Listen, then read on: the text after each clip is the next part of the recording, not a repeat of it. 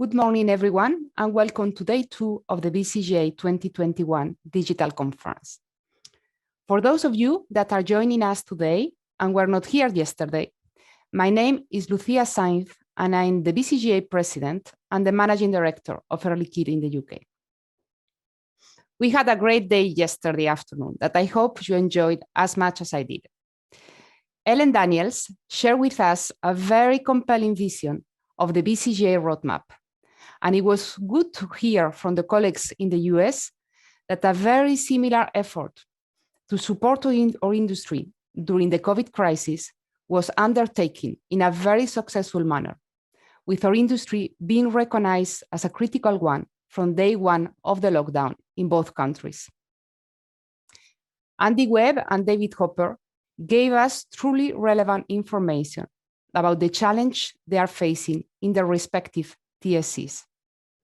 And Phil Comroth shared with us his views of the very dynamic helium market. I also hope that you took good notes from the presentation on mental health from James Rutledge. I personally found it very useful and is one of my priorities for me to reflect on as a leader. For those of you that were not able to join us yesterday, I'm now going to cover a few housekeeping rules before I hand you over for the first speaker in the morning. We all regret that we cannot be together in person for this event. However, in order to make it as interactive as possible, we have scheduled some live Q&A sessions at the end of each speaker slot. If you have any question for the speaker, please use the Q&A button across the bottom of your screen, which will enable the presenter to see the questions and ask them for you. You'll also have the option to vote up or down against the question. This will help us to see how popular a question is, and we'll move the question up or down on the list accordingly. You can ask the question anonymously if you would prefer, but it will be great to see the names behind the questions too. We also have a chat, which is being looked after by Sarah from BCGA. This will allow you to help and ask questions if you have any technical problems. You can also use this chat to talk about yourselves. However, make sure that you use the Q&A for the questions to the speakers, as this is the only part of the section that is monitored by the presenters. It's important that you keep in mind these tips, as this is a digital event and we cannot see you or hear you. You can only see and hear the speakers and the presenters. I would like to make a special mention to our sponsors, Gas World, who have helped us to make this a free event for all of us. So thank you once more. Our first speaker for this morning will be Graeme Precious from SLR Consulting, followed by Lord Callanan, the Parliamentary Under-Secretary of State. He's the Minister for Climate Change and Corporate Responsibility. After that, we'll have a short comfort break. We will then hear from Amanda Lyne from ULEMCo and Ruth Blanco from WISE, before we are joined by our judges for the first BCGA Member Award ceremony. So, without further ado, I will hand over you to Graeme, who will be talking about what does achieving net zero carbon really mean. Don't forget, you can ask Graeme questions, which we'll go through at the end using the Q&A section.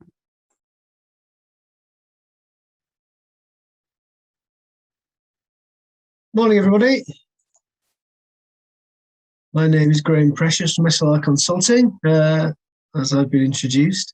So yeah, I'm here to talk about net zero and science-based targeting, which are two topics that, let's say, hot topics. We hear a lot about it. A lot of your companies, I'm no doubt, are talking about setting net zero targets and science-based targets.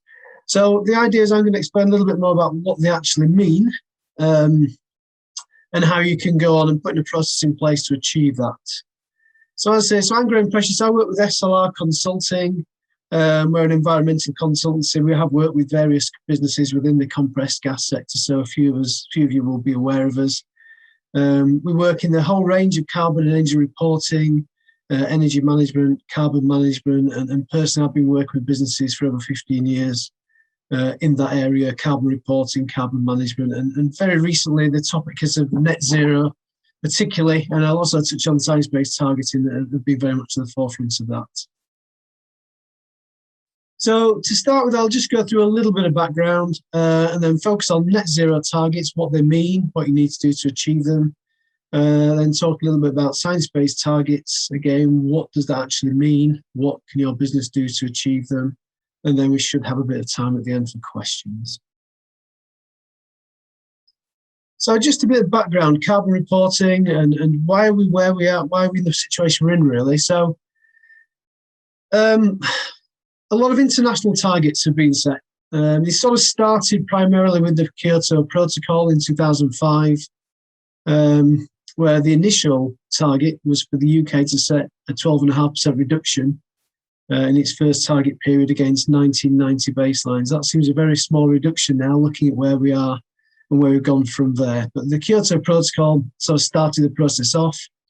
Much more recently, you'd be aware of the Paris Climate Change Agreement, or the Paris Accords, it's known. And the signatories there agreed to try and limit global warming to well below 2 degrees and ideally to less than 1.5 degrees C above pre-industrial temperatures. So this is the basic target that everyone, the premise of everything else is based upon these days. The US did drop out of that, but have thankfully signed back into that.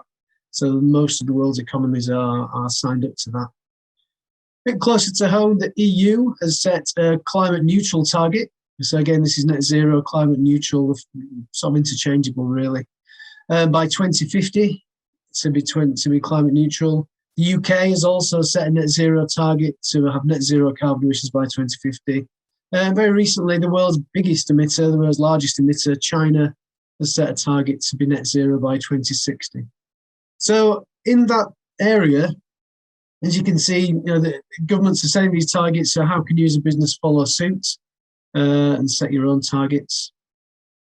And just to say, just on that, the UK performance. So the UK has made significant reductions in carbon emissions since 1990, with 43% below the latest figures were reported from 2018 data. So we've made significant progress. So, a lot of this is to do with decarbonisation of the national grid, increasing the use of renewable fuel, reduction in the use of coal, and then a small reduction in the use of gas. So voluntary reporting systems such as net zero and science-based targets. So what are they? Well, they're recognised systems and schemes for reporting carbon emissions. What purpose do they serve? Well, it's to create a consistent approach to reporting and ideally using a recognised standard so that people's claims can be compared against one another. So you have a direct comparison between different organisations. And it also allows companies to gain credit for achieving things such as net zero and carbon reductions. So why would you do this as an organisation? Why would you set these targets and go through this process? Well, it helps you to start with develop a broader understanding of your own emissions and the environmental impact of your organisation. If you're using a recognised methodology, then that means that you're understanding you're doing things to a certain pattern that is also replicable by other companies. Again, you can achieve recognition. And having setting these targets and having them accredited means you've got potentially increasing attractiveness to investors, which is a lot of the reasoning behind this these days. We're seeing as investor driven, and just broadly improving your company's environmental credentials. So net zero or carbon neutrality then. So this is very much the hot topic at the moment. So what we've based this on is the British Standards Institute have a performance standard PAS 2060, and that's their specification for the demonstration of carbon neutrality. So if you're going to set a net zero target, then this is the methodology we would recommend that you follow, because at the end of achieving that, once you achieve net zero, then potentially you can be accredited to a certain standard. So the next few slides take you through the process as defined by PAS 2060 for achieving carbon neutrality, which is the process we would expect and would work with companies to put in place while setting their net zero targets. So putting it basically, having a net zero footprint means you've achieved net zero carbon dioxide emissions by balancing off whatever emissions you have with either carbon removal, so that's often through offsetting, or elimination of your carbon emissions altogether. So ideally reducing your carbon emissions at source and then offsetting the residual emissions that you have remaining. So again, so past 26 we'll go through, but what the basic principle is, to achieve carbon neutrality, you need to measure, achieve reductions, which is quite key to this, and then offset your remaining emissions. So it's not just potentially offsetting, it does include achieving reductions. I think there's value to that and value to any claims of neutrality when you do that. So the scope, the first step you need to do really is understand the scope. So you'll see lots of different claims of net zero targets, but you can set different boundaries. So you can set net zero target in relation to a specific product, potentially a whole organization. You can break that down into different areas. So potentially, for travel, projects, buildings, you can set net zero targets around a whole range of different things. In terms of industry, it's more likely to be looking at operational emissions, or potentially then including scope 3 emissions, and potentially looking at carbon footprint of a specific product and trying to have a net zero product. So the basic process, if you are going to set net zero, again, based on past 2060.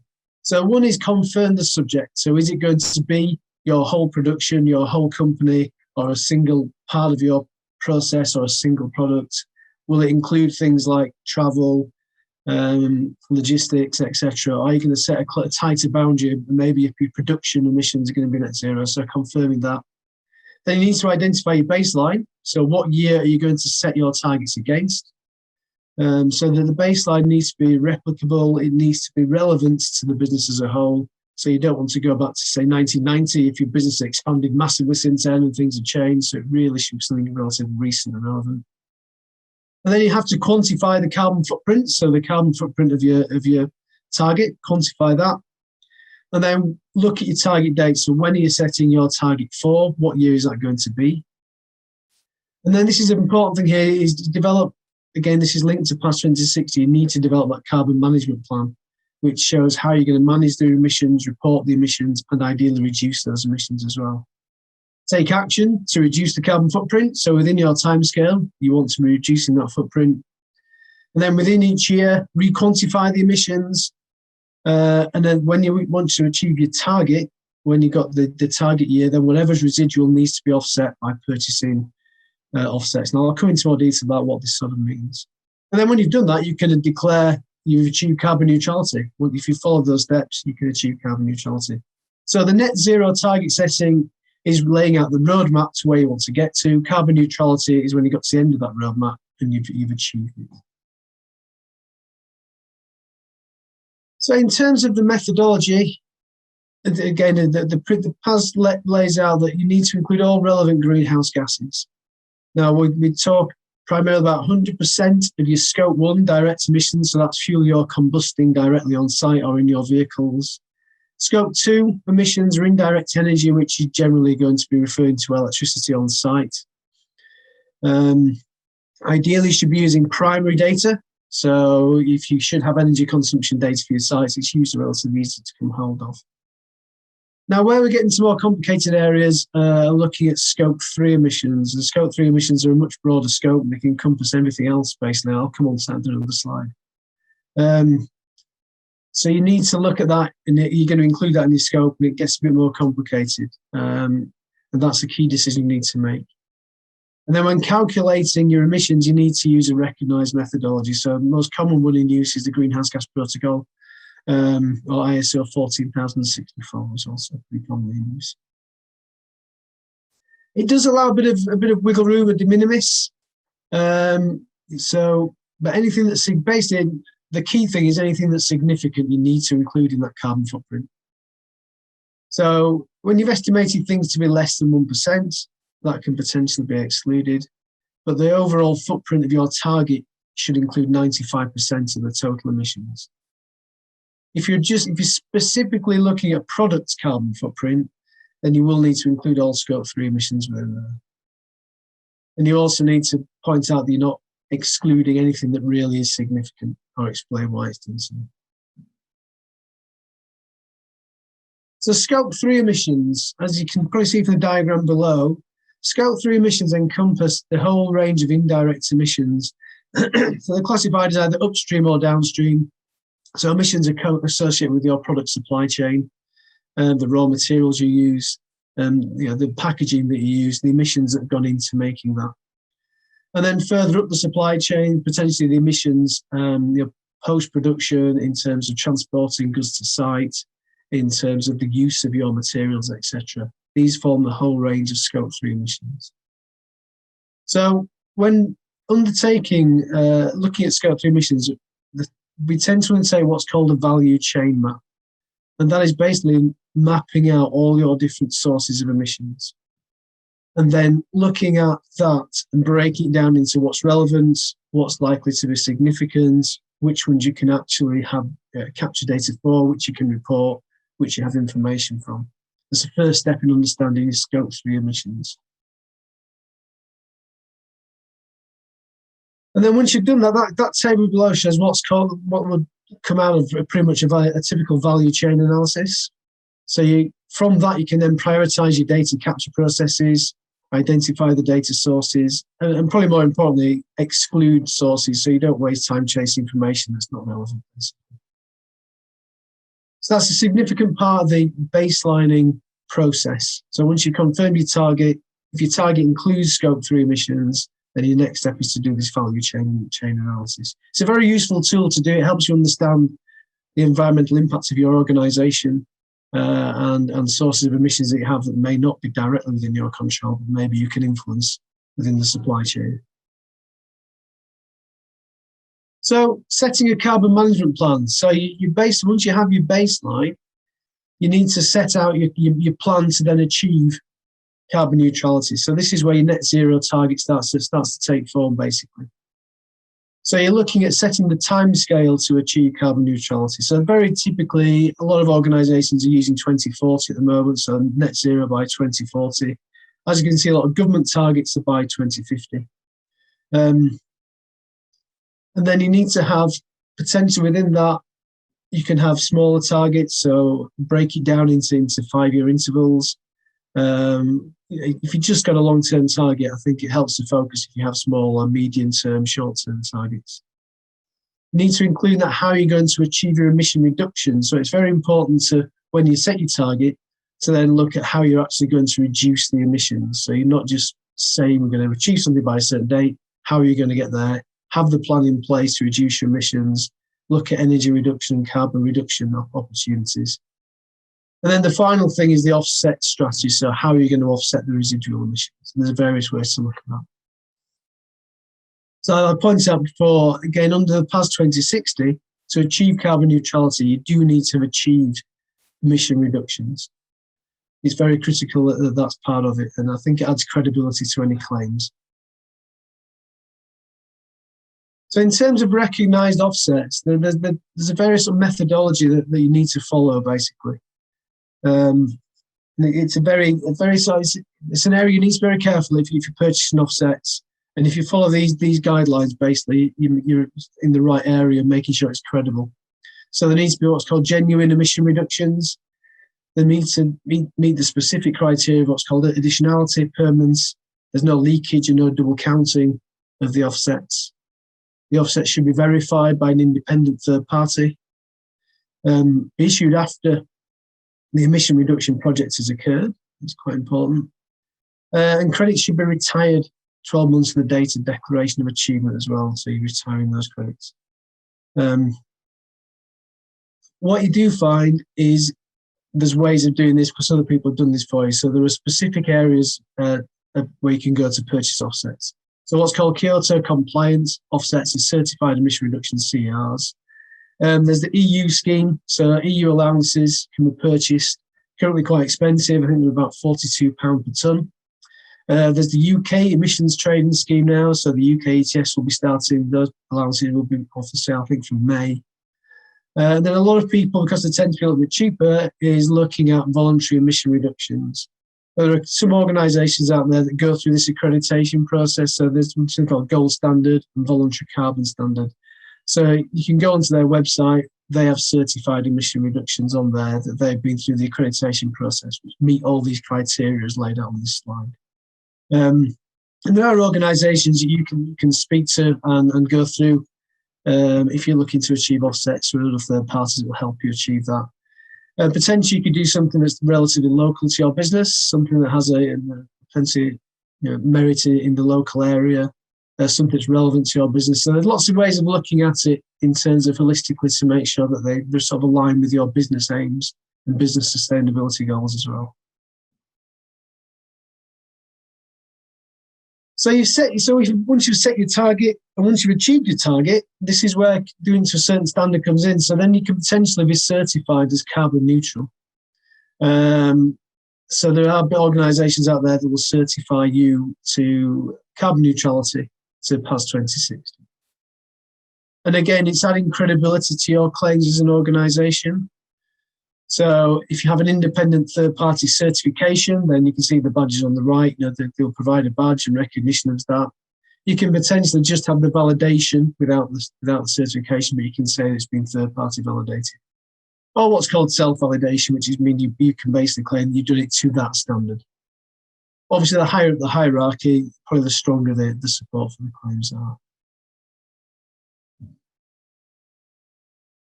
So why do this? Why set a net zero target and go through the whole business of becoming carbon neutral? Well, obviously, it reduces the environmental impact of your organisation. And that's the key driver behind all this. So you're reducing your emissions ultimately to a net zero level of carbon emissions.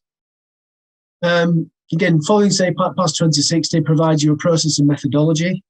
And you also have a process and methodology in place to monitor emissions. So if you are undertaking a net zero target, you do need to monitor your emissions every year, track progress against your target, and again, track the implementation of projects as well. Again, so past 26, I've harped on about this enough, but it requires continuous improvement, so you have to keep reducing emissions, so it drives that forward. And obviously, it can generate positive publicity. Again, a lot of the reason behind this game makes you more attractive to investors, shareholders. But sort of the caveat is you do need to be careful about claims, which is very important that you're very clear up front about what the scope, the boundaries are, what you're trying to achieve in the timescales. The classic sort of case was BT and a couple of other oil industries businesses recently. Made carbon neutral claims, but the carbon neutral claims, which we did say, but were about their operational emissions. So they weren't claiming neutrality in terms of scope 3, which is relating to all the oil and gas that's being extracted in the fossil fuel extraction. So on the grand scheme of things, that was picked up by the press and it was turned into a negative story quite quickly when they realised that we weren't actually including emissions associated with their key products. So you just need to make sure you're very clear about the scope and boundaries and what you're trying to achieve in this. It represents your organisation as a whole. So hopefully that's a sort of a quick guide to sort of what setting a net zero target means, and I think how you should really approach it. The other area you'll hear a lot about and often go hand in hand with net zero are science-based targets. So I'll just take you through a bit of background, explain what they are, and again, the process you have to go through to achieve this. So science-based targets is very specific. So the Science-Based Targets Initiative is a collaboration between CDP, or Carbon Disclosure Project, as it is traditionally known, United Nations, World Resource Institute, and the World Wildlife Fund for Nature. They've set up the SBTI to promote science-based targets. So what are they? So a science-based target is in line with what the climate science says is necessary to meet the goals of the Paris Agreement, which I referred to earlier, which is limit global warming to well below 2 degrees C above pre-industrial levels, and ideally less than 1.5 degrees above. And what that basically means, the science tells us, is that we need to reduce emissions by 80% by 2050 from where they were in 1990. So an organisation that wants to go down this route, you need to publicly commit. So the first stage is you go into the SBTI website. There's a template there. You can sign up and you sign the commitment letter. So your organisation can sign a commitment letter. They're on their website. It basically has a list of companies that are committed to setting science-based targets. And then once you've done that, you have 2 years to develop your target, submit it to SBTI for approval, and publicly announce it. So you can't just say we're setting science-based targets with credibility. You need to go through this formal process with the SBTI and go through their processes and checks. So I'll go through that in a few more steps now in terms of what that means, what has to be done. So to set a science-based target, the organisation must, one, as I've said, sign the commitment letter. That's nice and straightforward. And then you need to go on, and very much like with the net zero target setting, confirm the scope and boundaries of your target. So you need to confirm what this target will actually encompass. Is it your whole business? Is it part of your operations? Is it just manufacturing, etc., etc.? So that needs to be confirmed. You'll then develop your baseline. So again, as with the net zero, you need to include all your scope 1 and scope 2 emissions as a given. So that's the starting point. So calculate scope 1. So again, scope 1 are direct emissions. So again, that's fuel that you're combusting on site or in owned vehicles. Scope 2 is indirect energy. Again, generally imported electricity and sometimes imported heat and or cooling. When it comes to the scope 3 again, so the scope 3 must be included if the scope 3 emissions are greater than 40% of your total. So as I went through earlier, the value chain analysis is the most recognised way to identify your scope 3 emissions and to take that forward into calculating scope 3 emissions. So again, we recommend that organisations undertake that step. What the SBTI do provide is a kind of shortcut. So there is a scope 3 evaluator tool which has been developed. It's a bit more of a basic approach to calculating your greenhouse gas emissions. So it breaks into certain categories, and what you really need to input into that are financial metrics. So what you've spent on certain materials, certain categories of materials in the year, that goes into the footprint calculator, and then that will come out with a figure for you. It's a very broad brush approach, but scope 3 emissions calculation is quite a complicated exercise. So if you're just starting on that route, it gives you a way to get into this system and then identify whether your scope 3 emissions are greater than 40%. As you've sort of seen before, the range of scope 3 emissions is very broad. So I'd say for most organisations, it's likely that scope 3 emissions, because it captures so many different areas, are likely to be greater than 40%. So I would expect it to include a scope 3 target at some stage. So once you've done that, you need to develop this science-based target, which I'll go into a bit more detail. When you develop your target, it has to be submitted to the SBTI for validation. So again, you're having that third-party verification of your target. So it adds credibility to any claims, and it also provides a methodology and makes sure that it's consistent with other companies. And then once that's been publicised, once it's been validated, then you can publicise the target, and you can be named on the website as one of the businesses that have set a science-based target. And then obviously you need to meet that target and take the actions required to reduce it. And so come on to that in the next few slides.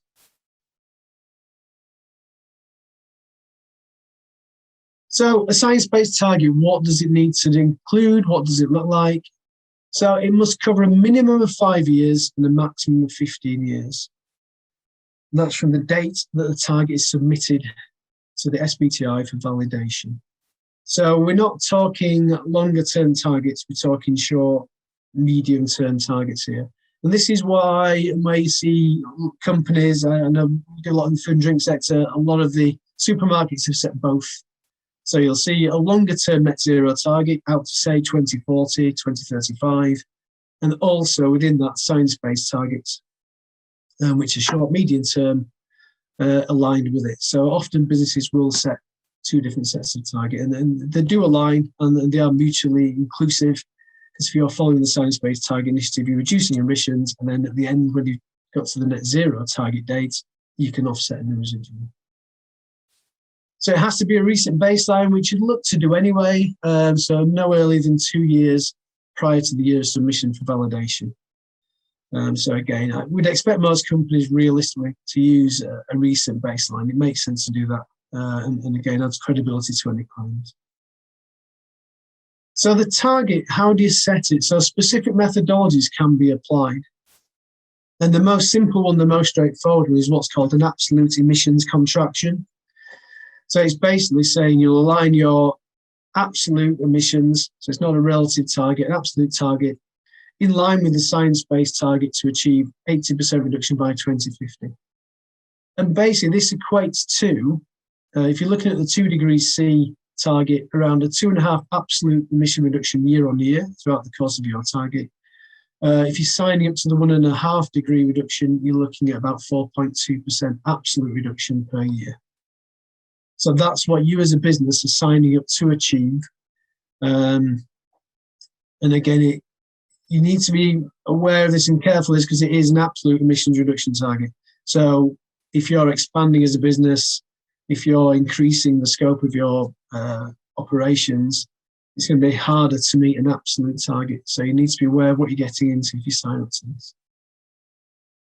Now, they do provide, SBTi provide a tool which, and it's called a sectoral decarbonisation approach, SDA. And what they have provided is obviously certain sectors are more energy intensive and have a larger impact on society. So things like, iron and steel manufacture, for instance, cement manufacture.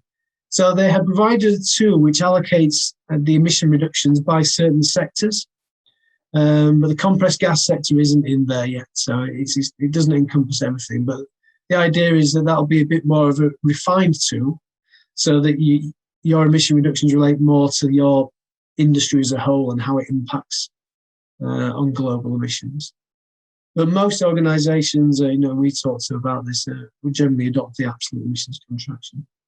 There is a third way, which is an economic intensity contraction, and it's a slightly more complicated formula, and it's more relative to financial institutions rather than manufacturers and processing companies.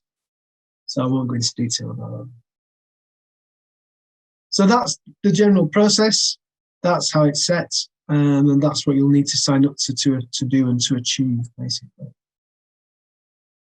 So again, in terms of the criteria, so if you're setting an SBTi as a company, you have to include all your Scope 1 and Scope 2 emissions. There is a de minimis, so potentially 5% can be left out. So smaller emission streams, where it's hard to get hold of data, can be left out. But you're looking at including generally the bulk of, if not all, your Scope 1 and 2 emissions. So the Scope 1 and 2 targets, as I said previously, have to be consistent with the level of decarbonisation required to keep global temperature to below 2 degrees, which is, as I mentioned before, is that 2.5 to 4.2%, depending on where your target is. Now, unlike net zero, this is where there's a key difference. So with net zero, you can achieve that by offsetting. Now, offsets do not count towards your science-based target. So those emissions have to be genuine, actual emission reductions. Then you cannot offset to achieve the science-based targets. That's a key difference between the two. However, it's worth bearing in mind that sourcing renewable electricity, so purchasing renewable electricity, that's as opposed to having it on-site generated, does count in terms of the Scope 2 emission. So if you're a particularly large electricity user, and this applies to work like data centres, often 99% of their emissions are through electricity. If you go onto a green tariff, a recognised green tariff, that has to meet certain criteria again with an energy supplier, then that will count towards your actual energy reductions. That's linked to the way the Greenhouse Gas Protocol allows dual reporting of emissions for Scope 2 now. So it's worth bearing in mind that does actually count towards Scope 2 emission reductions. And then you have to publicly report your greenhouse gas emissions and progress against targets on an annual basis. So again, by signing up to the initiative, you are then agreeing to have this information made public. So again, it's a big step. So again, if you're looking to do this as a business, you're going to be scrutinised, and that information will be publicly available. So again, it's worth bearing in mind that that's going to be out there.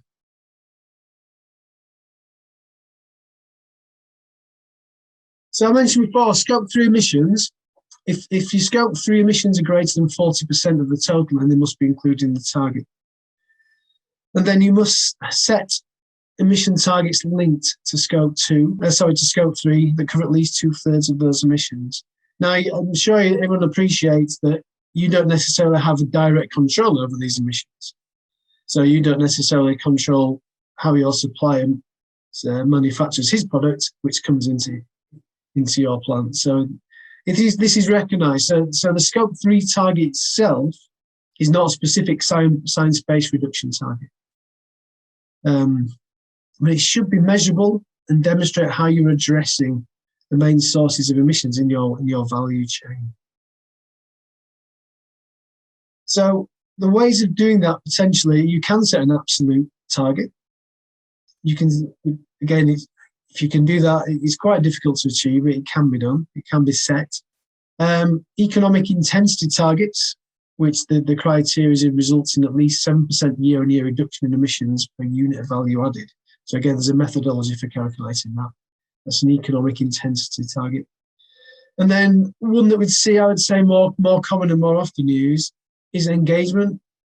So you're engaging with your supply chain, ideally driving further adoption of emission reduction targets, science-based targets by suppliers or customers. So again, what we've seen again in say the supermarket supply chain is supermarkets engaging with their suppliers, asking them to report carbon emissions and to develop targets, and that's where you're seeing it. So again, this is one of the areas that businesses find very difficult. This is one of the areas that is potentially when we discuss science-based targets with organisations. When you get to this stage, it does become increasingly difficult, and this tends to stop them signing up and potentially puts people off doing it slightly. So again, be very aware if you are, you go onto the website and say, yes, we're going to set a science-based target, you need to go through this stage, and this can be quite difficult to achieve, depending on how big your supply chain is, how many organisations you deal with, and how complex that is, and the relationships you have with those suppliers really are key factors in that. So the final step is to basically declare your target.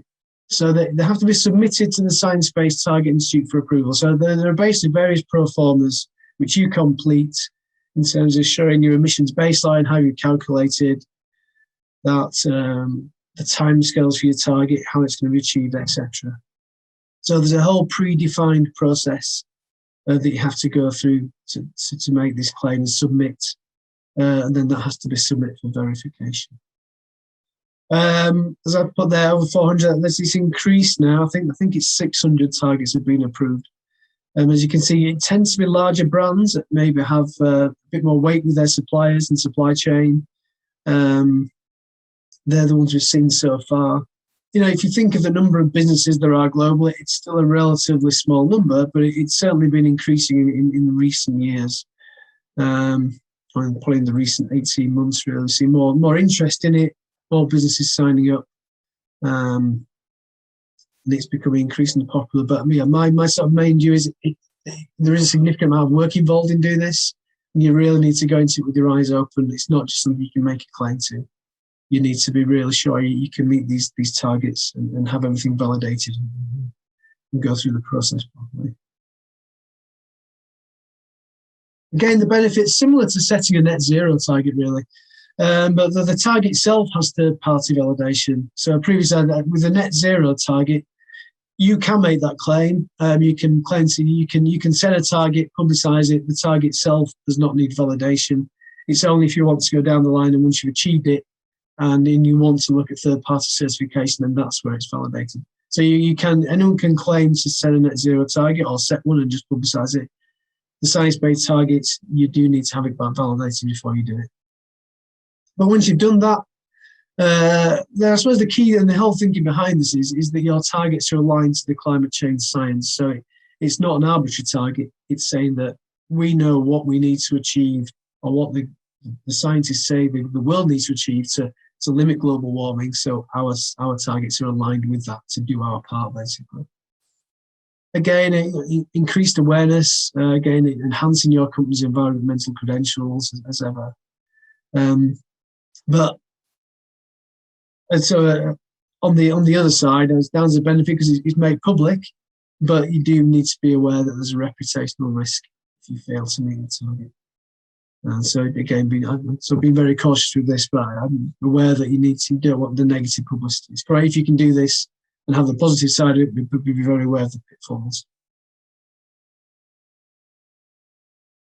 That's a very quick sort of whistle-stop tour of the two topics. I've done webinars on this before, which have probably duplicated that length of time. So it's quite a significant topic. It's quite a quick run through. There are a few questions, maybe. Yes, Graeme, thank you very much. That was very interesting. I'm sure we can agree that the environment is very important to all of us, and creating a sustainable future and trying to reduce our carbon output as much as possible is a key part of that. And yes, we have several questions for you. So for growing companies, Graeme's asking, can you quantify emissions per head? And he clarifies that by saying, the problem for my company and all growing green energy companies is that we have doubled the number of employees every year since 2017, and this trend is continuing. Obviously not a problem for 2050, as they should be at zero by then. But on the road to net zero, it is a problem, as their total emissions are growing, but per head they are reducing. Yes. It's a very sort of typical, difficult area again for companies who are expanding. So my view is that, and again, a lot of businesses will do this, is set multiple targets. So you've got this long-term, let's say a long-term net zero, that's where we want to get to target. Within that, you can set short-term targets and the target, it's often per unit of production or per employee. A relative target makes sense for a growing company. I mean, as a business, SLR, we're doing the same sort of thing. We're expanding, and we are looking at emissions per full-time equivalent employee as our ongoing measure.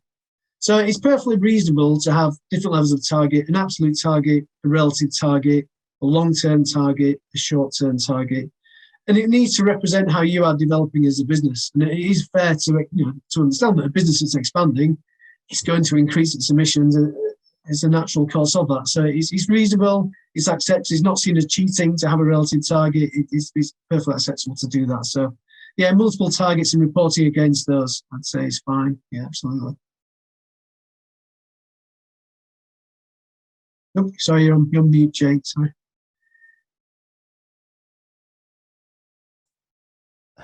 That's brilliant. Graeme, thank you very much. I'm sorry, but at this point in time, we've run out of time because we do need to move on to our next presenter. Thank you very much, Graeme, but maybe you'll be able to join us later on to answer a few more questions, because there are a lot of questions come in for you. So people are in your topic. Unfortunately, I can't. I have to go to another call today, but I think maybe I'll transfer in the chat. If they collect at the end, I'm more than happy to send some responses out. That's not a problem at all. So. Okay, thank you very much, Graeme. Okay.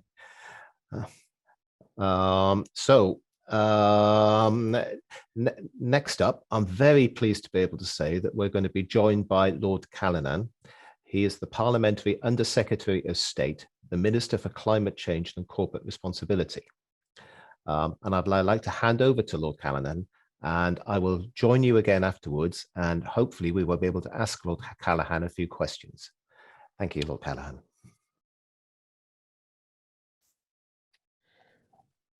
Good morning. It's a tremendous pleasure for me to be with you. Thank you very much for the invitation to join you.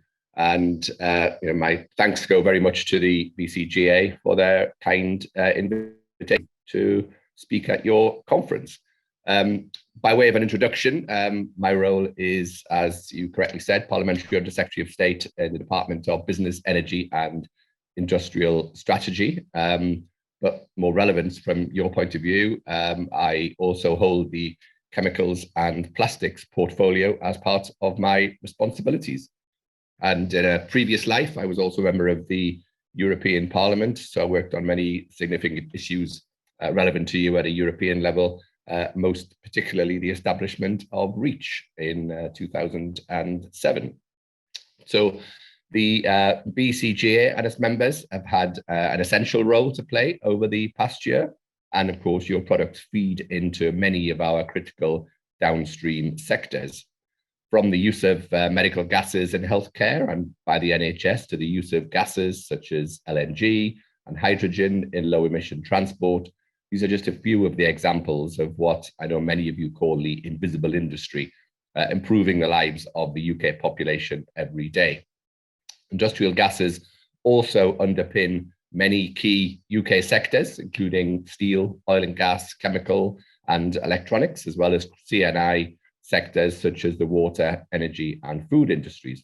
And this is underlined by the UK's food supply chain, which is more, of course, than just the food we eat. It is maintained by a complex web of hidden inputs, which, of course, include compressed gases, from ammonia used as refrigerant to keep our food chilled or frozen, to carbon dioxide used to modify the atmosphere of food packaging. Compressed gases play a vital role in many areas of our food supply chain.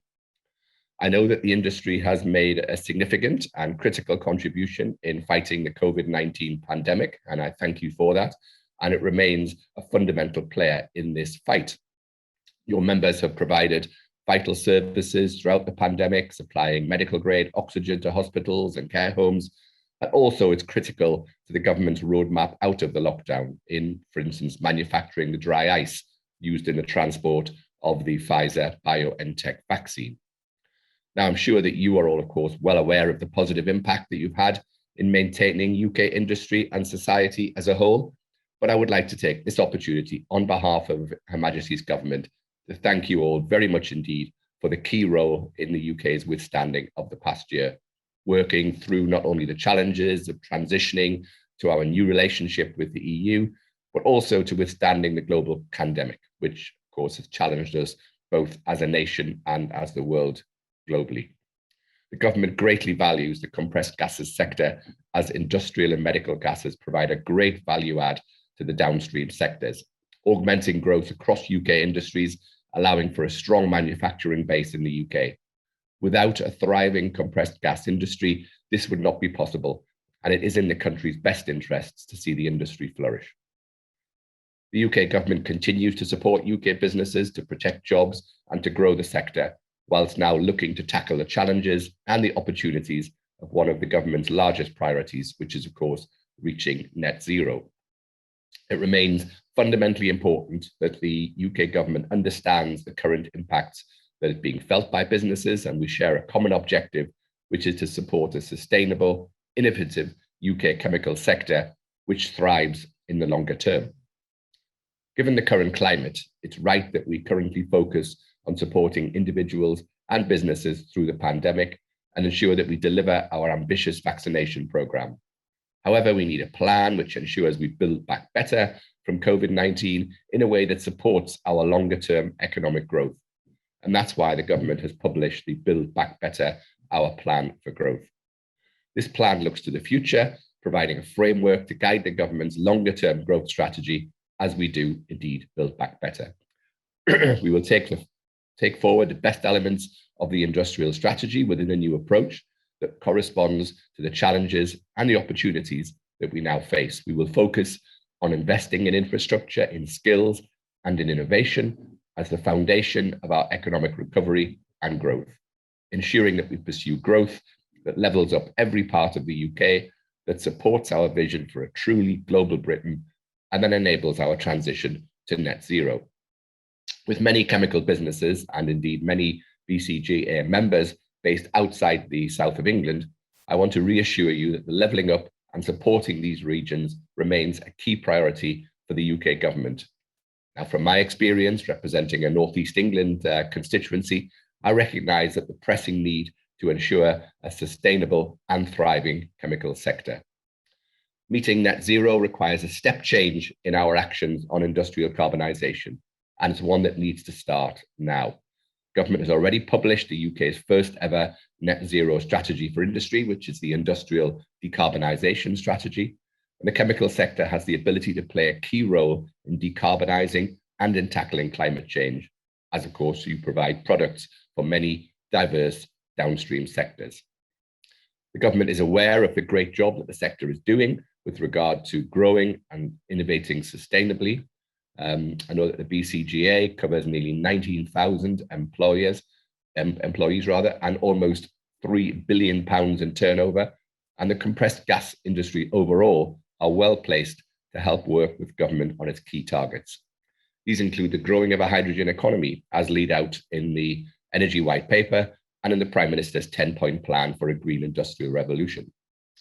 Promoting green transport across the country is, of course, at the heart of the UK's net zero agenda, and the work that your sector has been doing, particularly with the production and supply of compressed and liquefied natural gas, as well as of hydrogen, will likely play a key role in addressing how we, as a nation, lower the harmful emissions that we produce from the UK.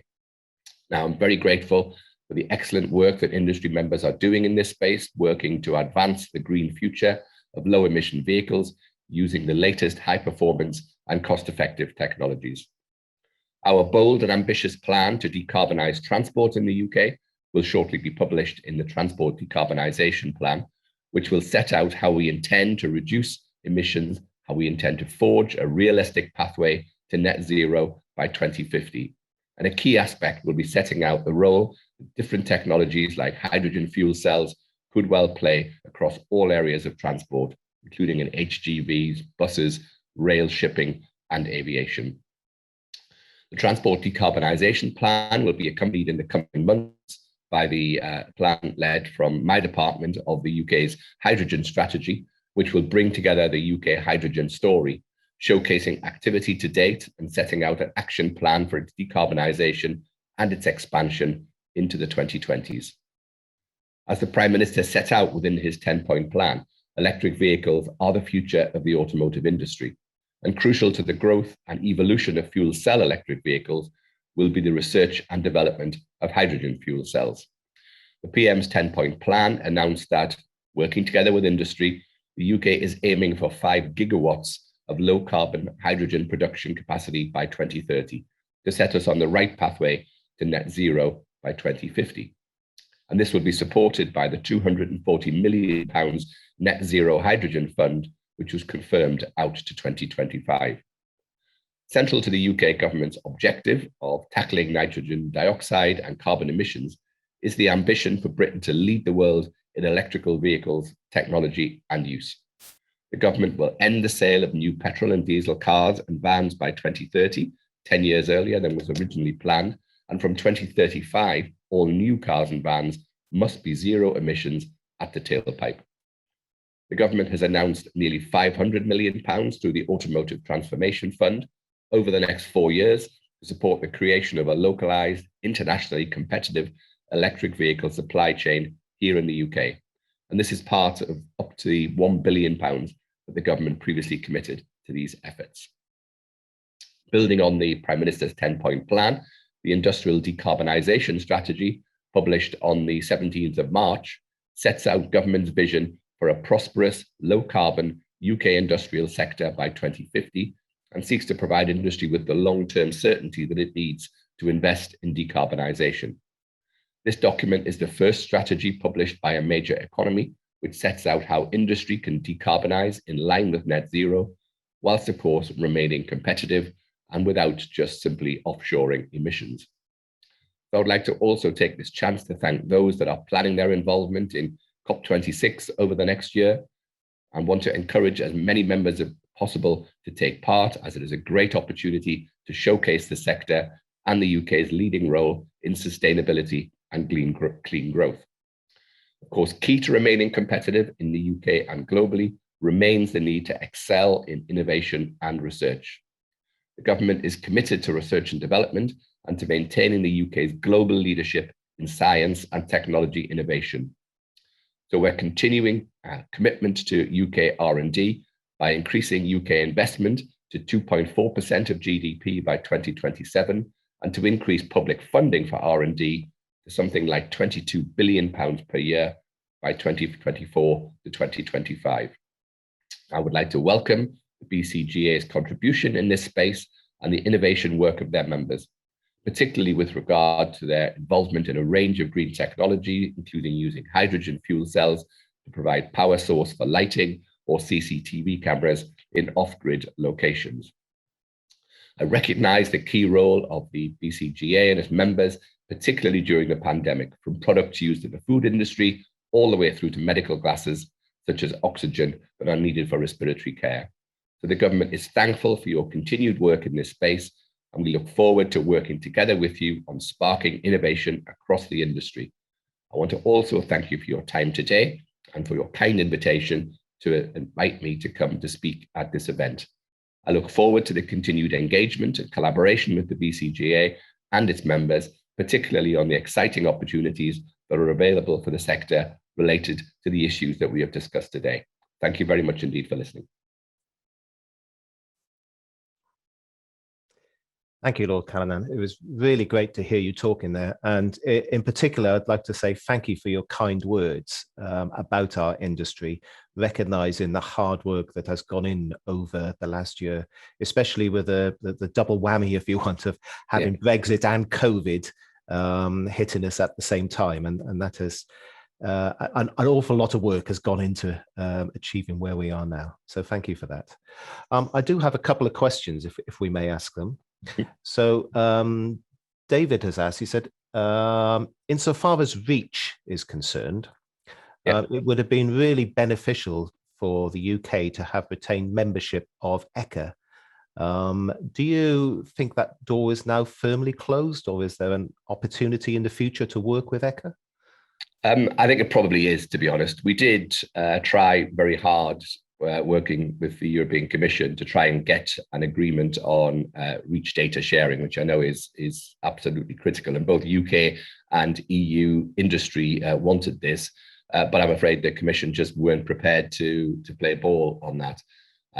So, we're pressing on with implementing UK REACH. I realise that this is causing some difficulties in the sector, and I've already been involved with a lot of discussions with the chemical industry about this. REACH is actually led by DEFRA, and certainly myself and my Secretary of State are doing our best to push DEFRA to be more flexible on the implementation, because I know all of the extra costs that are being incurred by industry on this. So discussions are ongoing, and we're hoping that we will make some progress on that soon. We did have a presentation yesterday on REACH, and it was pointed out that the timescales are very, very challenging for REACH and compliance by the companies and registration of their products. Do you think I totally understand that, and I know that, just as I said, discussions between, well, mainly DEFRA, but my department and the industry are ongoing to try and push DEFRA into implementing a more flexible REACH strategy. No, thank you, Lord Callanan. A question from Mr. Noble. He says, will there be an opportunity for the industry to get involved with or input into your Build Back Better program?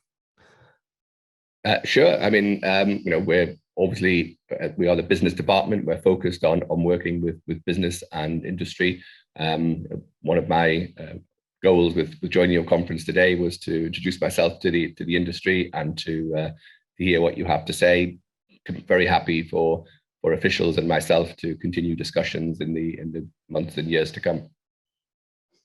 No, thank you, Lord Callanan. Very aware of your timelines as well as ours. So, Lord Callanan, may I thank you for your presentation today. Very, very interesting talking to you. And may we feed back questions to you if more come in during the course of today? Of course, please send them through, and we'll be very happy to provide you with answers in writing. Excellent. Thank you very much, Lord Callanan. My pleasure. Thank you very much indeed. Yeah.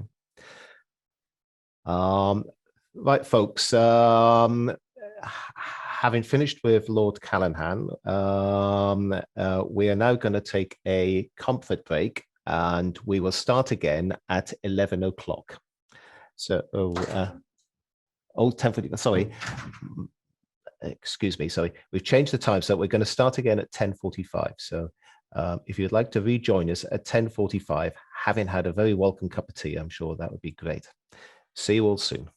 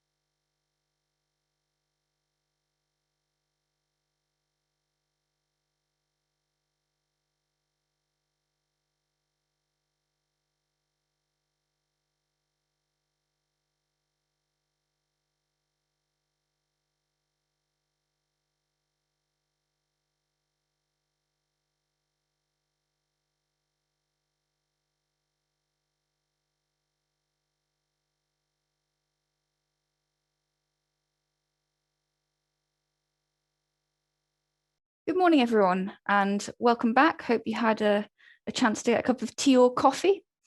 Hope you enjoyed the first session. Now we're back. We're going to jump straight into it with our next speaker, and we're going to be joined by Amanda Lyne from ULEMCo, who will be talking about hydrogen transport solutions, the here and now opportunities and barriers for scaled deployment. Don't forget that you can ask Amanda questions, which we'll go through at the end using the Q&A section. So, Amanda, over to you. Just share my screen. Hopefully everybody can hear me. Are we able to see that?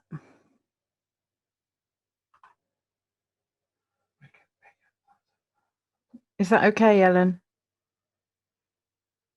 Yep, that's great, Amanda. Brilliant, thanks. I just needed a bit of feedback there. No, okay, yeah, thanks, guys. And I'm really delighted to get the chance to talk at your conference because we're all in this together, aren't we? We just listened to the Minister talking about a whole variety of net zero targets and everything. And I kind of get the feeling at the moment they're comfortable with setting some targets, but perhaps not actually following through on making sure that they have the policies and the activity in place to actually get some carbon saving happening on the ground. Anyway, so I'll introduce myself. As you say, Ellen, I mean, I've worked in the hydrogen and fuel cell sector for nearly 20 years now. And before that, I worked for ICI, actually, in Runcorn. And my last job with them was responsible for the chlorchems in the chlorchems business, where clearly hydrogen was a significant feature of the byproduct of what we do. And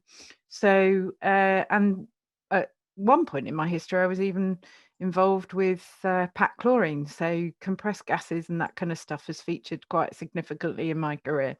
Anyway, I currently run a business called ULEMCo, where we can convert diesel vehicles to run on hydrogen. And I'll mention later why I think that's really important in relation to the story that the minister's just described.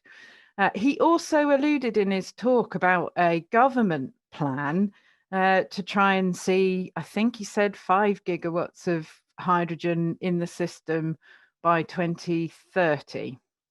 Well, the chart in front of you is actually what the industry would like to see happen, which, as you'll note, is more ambitious than the government is looking for. And the UK HFCA published their green hydrogen strategy. We don't see the story being green or blue. We see it all colours. We need a hydrogen economy such that by 2050 we can have over 80 gigawatts available in the system as hydrogen to help in the energy transformation. But in the here and now, I think we're all more ambitious than the government is. The hydrogen strategy that was alluded has been something we've all been lobbying for, including members in the BCGA, to happen. And I think the latest is it's going to happen when we come out of PERDA, along with the decarbonisation strategy you mentioned.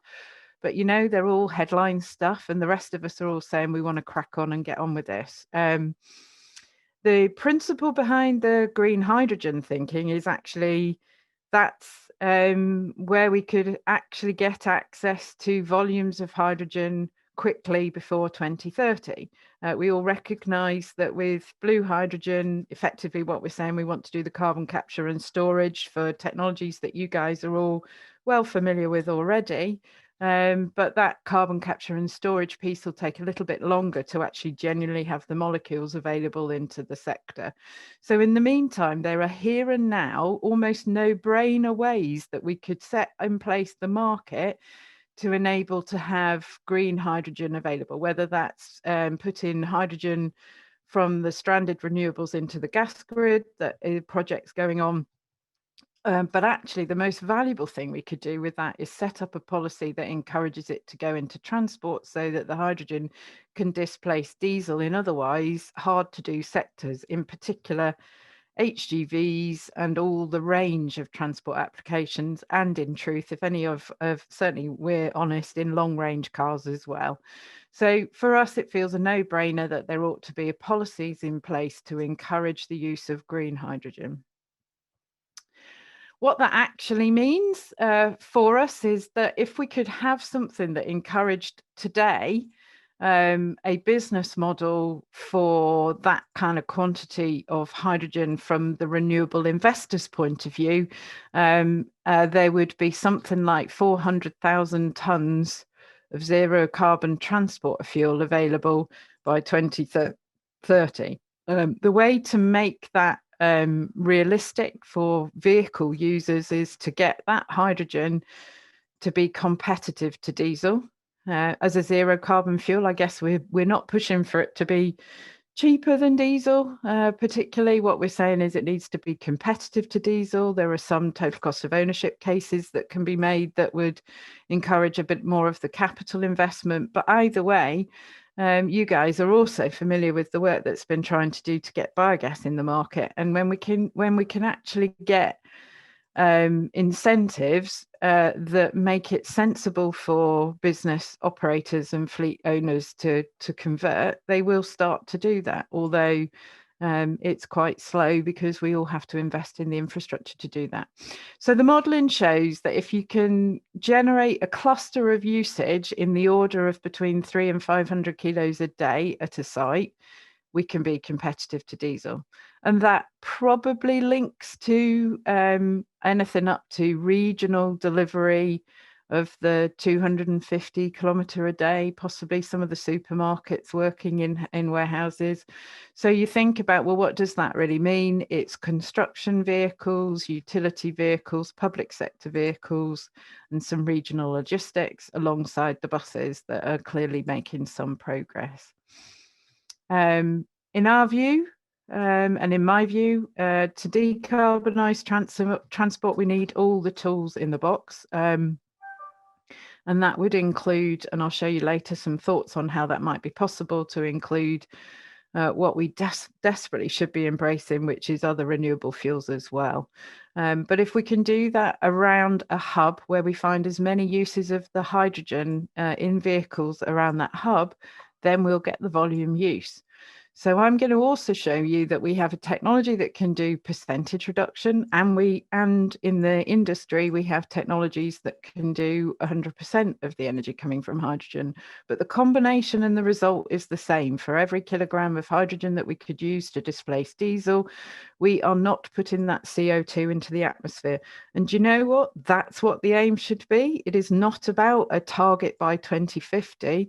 In reality, to meet the Paris climate requirement of 1.5 degree controlled rise, do we really think that's happened? We would be happy to see the back of glaciers already that have gone in Canada, a proportion of the coral reef and a number of the animals, as well as flooding significant proportions of the existing landmass on the world that we know today. Okay, do you know what? If we could do something sooner now as part of the roadmap, sounds like it should be a good thing to me. So I did mention the hard to do sectors. I think in the transport sector, none of us are arguing against the need for having more electrification, more electric cars, more infrastructure for electric vehicles. But transport represents a third of the CO2 emissions of the UK. Obviously, a significant proportion that comes from the mass use of cars, but there is a whole swathe of other technologies, other transport modes that also use diesel and carbon energy. And it's those areas that, frankly, most of us with any touch of understanding of the operational challenges recognise that electric is not going to do the job. So the chart in front of you just tries to capture why that's the case. Well, it's the weight, power density impact of trying to have all of that energy stored on board the vehicle in a solid state rechargeable battery, or a solid formed rechargeable battery, as opposed to what we could do with hydrogen in a compressed gas form. And obviously, you know, there is an ambition that if we could all replace it with diesel with the energy density of diesel, well, then that would be it. But there's not a technology that's available that provides all those compromises in one. And particularly becomes important when we start to think about freight where payload is important. Payload is the point of the vehicle. If we end up putting everything filled with batteries that will also take hours to charge, we lose productivity and load space. I would also point out that there is plenty of evidence that shows the combination of onboard hydrogen storage is cheaper than trying to make it stored with lithium ion or other forms of battery technology. I'd also make the note that the final point that I'm going to make is we also don't actually have to just use hydrogen into fuel cell technology. Actually, there is an alternative that says we can put hydrogen into combustion engines and still do that at zero emission. And in that sense, the weight benefit is even better. And that's really captured what does this also mean in terms of range and moving that great big HGV truck around. If you have similar onboard storage for a battery vehicle, you'll get 45 kilometers on the road. If you do that similar with hydrogen and actually directly into a combustion engine, you have 450 kilometers. And the minor difference between the efficiency between a fuel cell and a battery technology will bear out whether or not that actually becomes a commercially viable proposition. But in the meantime, just recognise whether it's a hydrogen combustion or a hydrogen fuel cell vehicle, it will have the range that we need for the utility of the vehicle. Electric won't. So here's an interesting proposition or proposal. Having looked at the recent report from the alternative fuels from ZEMO Partnership, of which I know some of you are members, and their rightly challenge to the opportunity for renewable fuels, including biomethane and other liquid e-fuels. There are 500,000 HGVs, nearly 500,000 HGVs on the road in the UK. Today, apart from the few that you guys supply through bio and fleets like John Lewis, etc., you might as well assume that 100% are diesel. And those vehicles will be on the road for at least the next 10 to 15 years, either with the first owner or sold as second hand. And the government is just looking at some proposals to say, well, what would happen if we looked at the Climate Change Committee's forecast to say we've got to get to net zero, would effectively mean from 2035, we would have to do something similar that we've done with passenger cars, which is ban anything other than alternative fueled zero emission in their language, but I'll come back to that in my view, by 2035. So the scenario in front of you actually says, okay, from 2035, all new vehicles are an alternative fuel. But in the meantime, all that diesel, and in this particular chart, I've reflected on the fact that we'd like some of that to be biomethane and other e-fuels.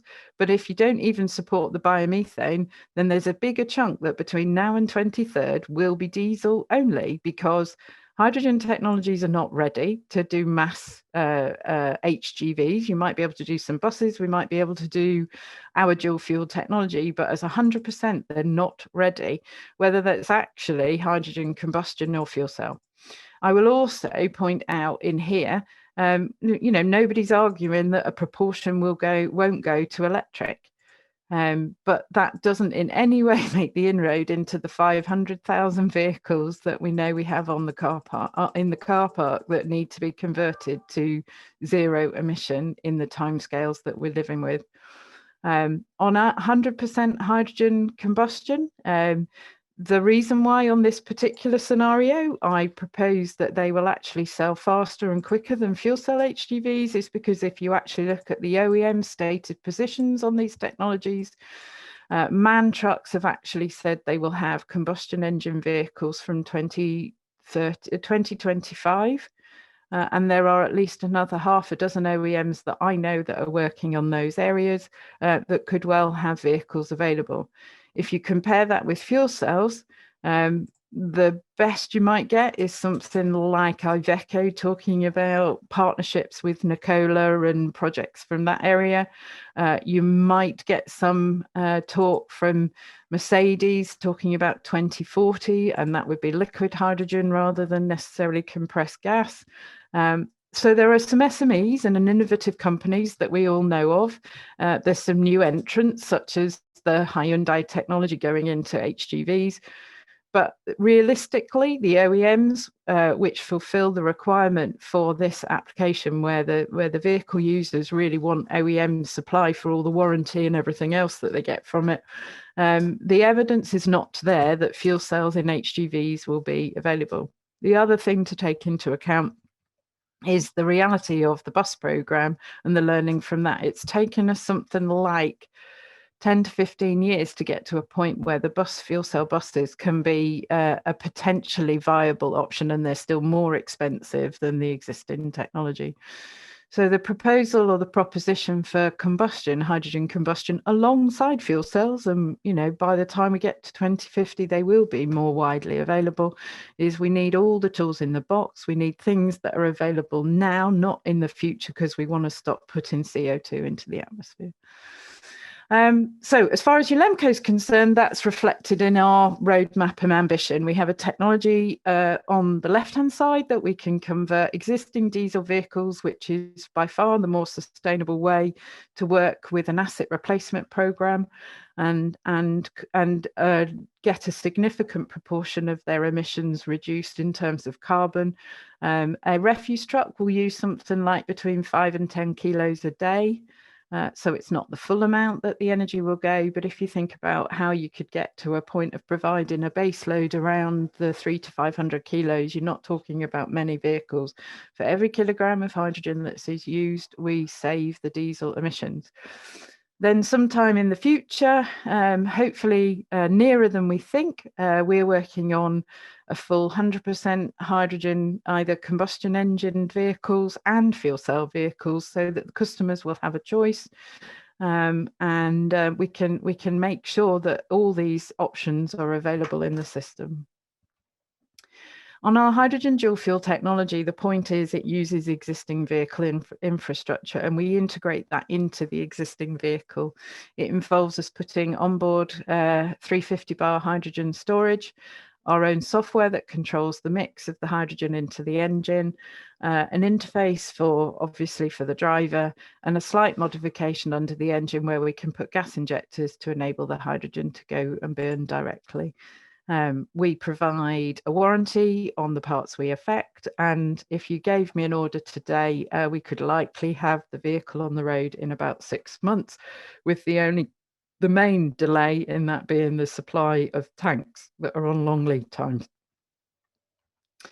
The technology's been demonstrated with a whole variety of major fleet owners, and the biggest challenge of taking that technology forward is making sure that we can match demand with the availability of infrastructure and investment in infrastructure to go alongside that. We just completed our first multiple vehicle order, or large multiple vehicle order for Glasgow City Council, where we've delivered 20 gritters and multiple purpose utility vehicles, and they're now ready to use hydrogen as soon as Glasgow has that available. Types of vehicles, you can see the gritters on the right hand side, but actually we've done a whole variety, and that's the other thing that we're trying to demonstrate. You know, we can use our technology on a whole variety of those 500,000 HGVs on the market, and they are all sorts of diverse different vehicles. You know, that's demonstrated even further in the results of our work in the low emission freight trial, where one of the main principles we were trying to show is here's the range of vehicles, and if you take a site with 300 to 500 kilos to make it competitive to diesel, you want as many vehicles in the area to be using that hydrogen. The single biggest reason that our customers don't use hydrogen when they have the vehicles, and we've done over 100 to date, is the fact that the infrastructure is not reliable. And that's something we need your members as help to try and deliver. Alongside that, we have some fuel cell work. We are taking the model of using a fuel cell to extend range on electric vehicles. Our constraint in that is the availability of electric commercial vehicles. Mostly they're not OEM supplied, so we did a little project looking at that for the Nissan ENV200, just to learn and get the principles of how we integrate that. And then we've taken that knowledge along with some partners to create the zero emission ambulance as part of an Innovate R&D project. We have an ambition with that project, actually, that there will be an opportunity for the potential for several hundred fuel cell vehicles using our technology, zero emission electric ambulances around in the London area in the next 18 months to 2 years, assuming we can get the hydrogen infrastructure for those vehicles. And that's alongside then the project we're working on, how can we give the ambulance service a viable hydrogen refueling solution alongside that. And that obviously has to take into account that they need volumes to be available for emergencies that are there as standby store. They need the reliability, they need the range, they need the flexibility, and ideally, they need that hydrogen refueling at their current depots. So leading into that, we as a company help our customers think about how they could source hydrogen refueling infrastructure. And the picture on the left is the installation that was set up in a very small footprint at the Camden Waste Depot for Veolia in order to service the Westminster City Council demo vehicles. And that's a really nice small footprint that can be done for a demonstration site. That's not really ever going to be commercially viable as such, unless it could be supplied with a tube trailer, as pictured in the middle, on a regular basis. The issue I think we had on that site was the safe distances from that volume of hydrogen being in that very small constrained site. A lot of the customers are therefore thinking about how they could change their depot strategies in order to cope with hydrogen and other gas systems. And then down on the bottom right-hand side is the alternative option that was originally done by Fife Council, where they actually had the hydrogen refueling next door to the diesel. And the important point there is to make our solution viable, we're trying to match existing operational requirements. There is clearly some need for something like the Ambulance Trust to look at how they could do anything from electric to alternative fuels, and they're having to do a depot review. But if we can give them solutions that match as properly as much as possible to their existing behaviour, then it's much more easy for them to implement.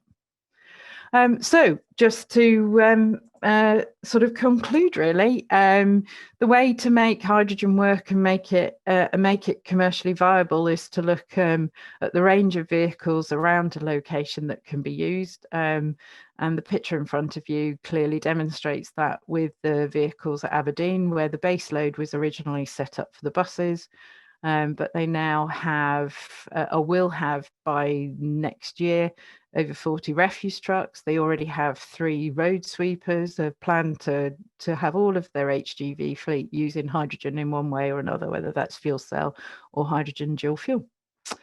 Happy to take any questions now. Thanks very much, Amanda. That was really interesting. And it's really interesting to hear about all the different projects that you've got going on. And I think hydrogen is just such a key topic going forward. I mean, we heard it with several of the speakers yesterday, and the Minister earlier today talked about it as well. We do have a few questions from the chat. So we've got one from David Hopper, who says, battery-powered trucks are currently 5 times the price of diesel trucks. How is this likely to change, and would hydrogen-powered trucks be cheaper? How does how does zero emission hydrogen combustion work? As surely you get nitrous oxide from the nitrogen oxide from the nitrogen in the air used to feed the engine. Well, that's a great question. Lots of questions in that. So yes, you're right. There are some electric refuse trucks or other types of trucks. I think in truth, the technology is still at early stage, so it's bound to be more expensive. And I think if you compare buses, the fuel cell buses were 1.5 million, and I think we're now at 650,000 and aiming for 450,000. So I think electric's not dissimilar. So those kind of models. In battery electric, I think they will become constrained by the price of battery, and actually that's linked to scarce resources that are highly sought after, and actually there's going to be a market for that technology, whereas I would suggest that hydrogen-based vehicles will have less of those types of constraints in the long run, let alone the damage that we might do to the earth by digging up all that lithium ion, etc. So what was the next, how does zero emission hydrogen combustion work? Yes, cool. That's the good question, isn't it? So yes, if you try to put hydrogen into an existing engine designed for hydrocarbons and liquid fuel, you will see NOx go through the roof. Absolutely right. We don't need to worry about particulates because there's no carbon in it to create the particulates, but the real issue is NOx. So the principle behind a zero emission hydrogen engine is to do 2 things. One, to make sure we can burn the hydrogen efficiently. because there's equally a challenge that any spark ignition engine at the moment, which is what you would need for a 100% hydrogen engine, are generally historically not as efficient. So what we'd like to be able to use modern diesel efficiency applied technologies, so air turbos and things like that, to improve the efficiency of the spark ignition engine. So that's one thing we need to do.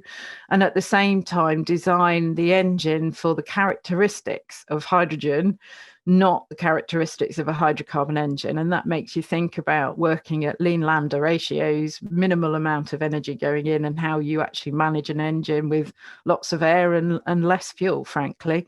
And the research says it's almost possible to get to immeasurable levels of NOx and still provide the performance that the engine requires.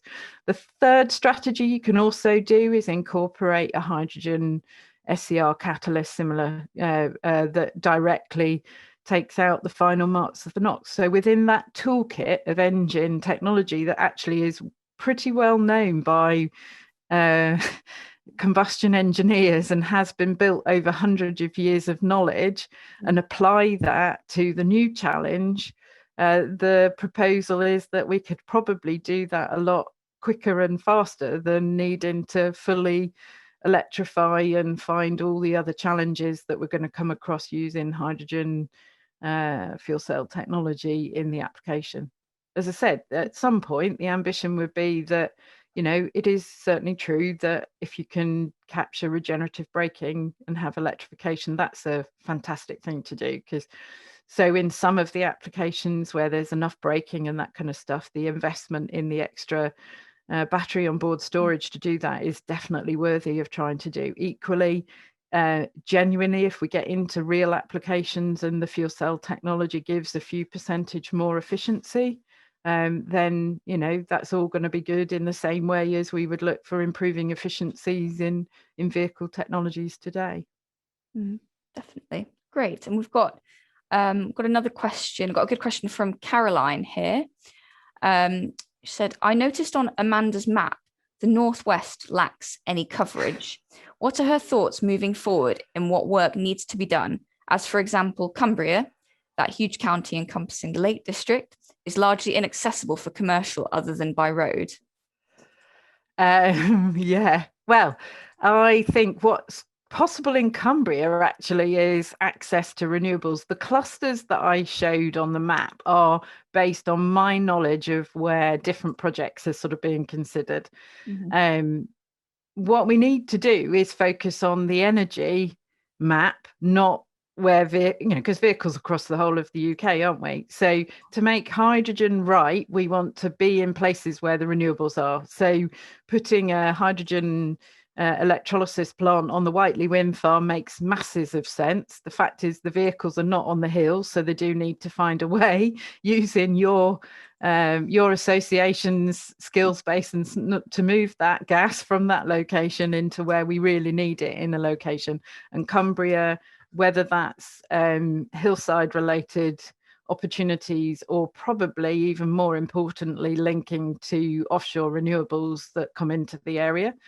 So those kind of things are the way we would definitely want to be able to see local generation. There are some really interesting projects as well looking at how we could make hydrogen from nuclear, where you've got a base load of electricity and the plant needs to keep going, and actually would it be great for us to use that electricity to make hydrogen? I think someone calls it pink or some other color, God knows. It's all, hydrogen doesn't have a color, and it makes me laugh when they keep talking about the rainbow of it. There's no competition. If we have a hydrogen economy, the most exciting thing about hydrogen is we can make it from a variety of sources, which gives us the flexibility in the energy system that we're going to need when we're not reliant on oil dug from the ground. Great. We've got quite a few questions coming in here. Got one from Daniel. There are not many public accessible hydrogen fuel stations available yet. Is this going to limit the number of customers you may get? Lack of mileage between charges is often cited as a concern by electric vehicle owners. Yes. So yes, today I think there are 13 hydrogen stations, and most of them have been built under demonstration projects. So keeping them operating is a challenge. There's not enough vehicles using them. They've also largely been targeted for passenger cars, and I'm not, there's a bit of debate about the crossover of where electricity battery can work and where fuel cells would come in. So I think the model that we're working, and I want to, and a number of us recognise, is we're trying to make clusters grow so that eventually we can join it up. But I think if you can make the business case and the commercial case in the cluster, then there would be an argument for more, for the wider network.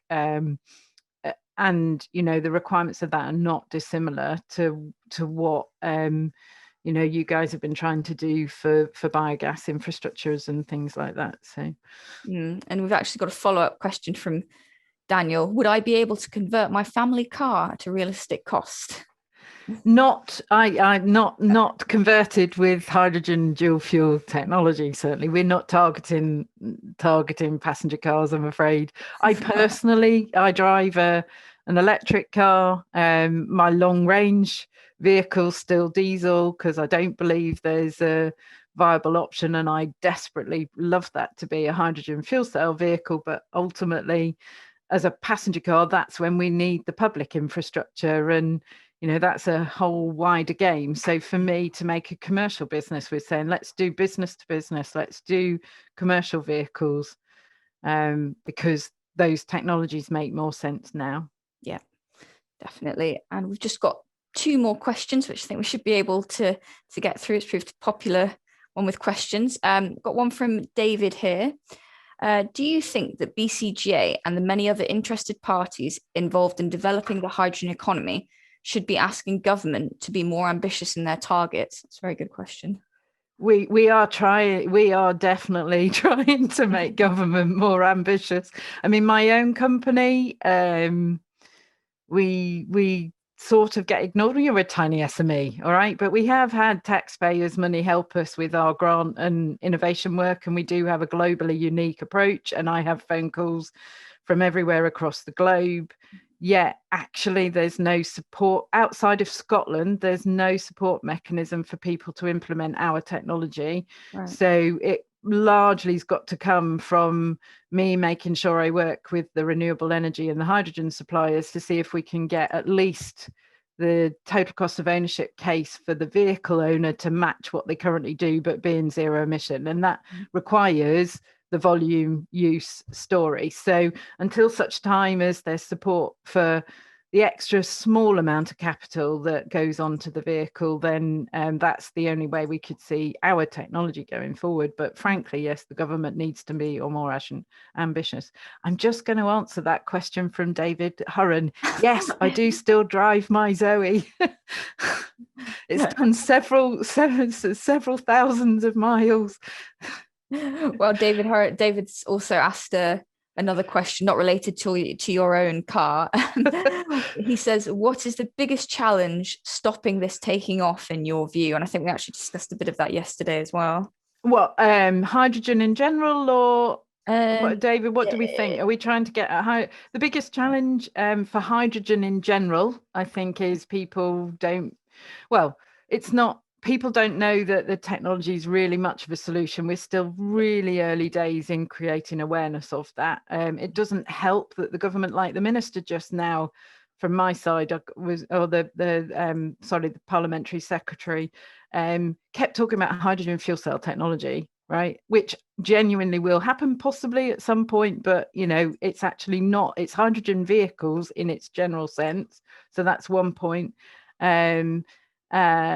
But it's some kind of, there seems to be some debate about either or, and we have stupid arguments about whether we should have heat pumps. Or, do you know what? We need all of it, and what we really need is the government to recognise the message that the CCC said, that this is only going to cost a small proportion of our GDP for all of us, and if we can all share it, we can make this transition happen. Yep. For individually, it's not going to cost us masses as individuals. My heating bill is for me, is not a significant proportion of my outgoings. Now, for poor people, it is, and we need to make sure that poorer people can afford it too. And that's what we have to do. But if we don't do that together, and we need to spend the money now, we can't afford to wait. And it's really hard because we've got a pandemic that we've got to pay for and all that kind of stuff. But we really need to do that now. So I think that's the biggest thing. And then in transport, I think, it's about embracing the range of solutions. And I genuinely think we should be making sure that we do biogas as much as we do, other alternatives. Yeah, definitely. Great. And I think we've got time. We've just had one more question from Rebecca come through that was directly to the panelists. She says, how do we as an organisation help to encourage funding in government of these technologies and actually encourage meaningful change that is needed to grow the infrastructure? Ellen, doing things you're doing so that we as all members can all be with it. You guys are part of the Hydrogen Coordination Forum as an association, so you guys are up to date. We need to try and speak with one voice. We need to make sure that they think about the science rather than politics. So it's a joke when they sort of, come up with one off and they don't understand. It's our job to inform them with the science and get them really understanding as much as we can the complexity of the problem. But yeah, I think trying to all agree that, instead of arguing about this way or that way, that, the end game is we want to save the planet. Actually, it isn't the net zero target, because that, as I said, already, makes a bit of a mess. We're trying to save it, and we need to work together to share the cost of that. Yeah, I think, like we said yesterday, really, it's just important that all the different organizations and trade associations who are involved with hydrogen are aligned and speaking, sort of singing from the same hymn sheet, speaking with one voice. And we've also talked within BCGA about how sometimes the perception, particularly sometimes from the likes of MPs and government, is that hydrogen's this brand new thing, and it's not. It's been around for several years, and if you look at BCGA publications, for example, we've got the expertise and the knowledge going back that far as well, where we can talk about it confidently. So yeah, I think so. I think we've done a lot. The fact that the Prime Minister yesterday mentioned hydrogen in his speech, is fantastic. Come on, we our opportunity is now, and what we really need now is for them to stop just talking about it and giving us the tools to do the job, basically. Exactly. And I think the fact that they're talking about it means it's ideal time to strike, so to speak, from an industry perspective, and jump on it whilst they've got their attention on it. Yeah. Great. Well, that's all the questions we've got. Thank you so much, Amanda. That was really interesting and very relevant. So thank you so much for your time and your really interesting presentation. No worries. Thanks, Ellen. Thank you. Thanks. Good to see you. Right. Well, after that, we're shifting to a different but very important topic now. So we're going to be joined by Ruth Blanco from WISE, who's going to be talking about diversity inclusion as central to success as health and safety. I'll now hand you over to Ruth, and I'll join you back again afterwards for some questions. Brilliant, thank you very much. I'm just going to share my screen.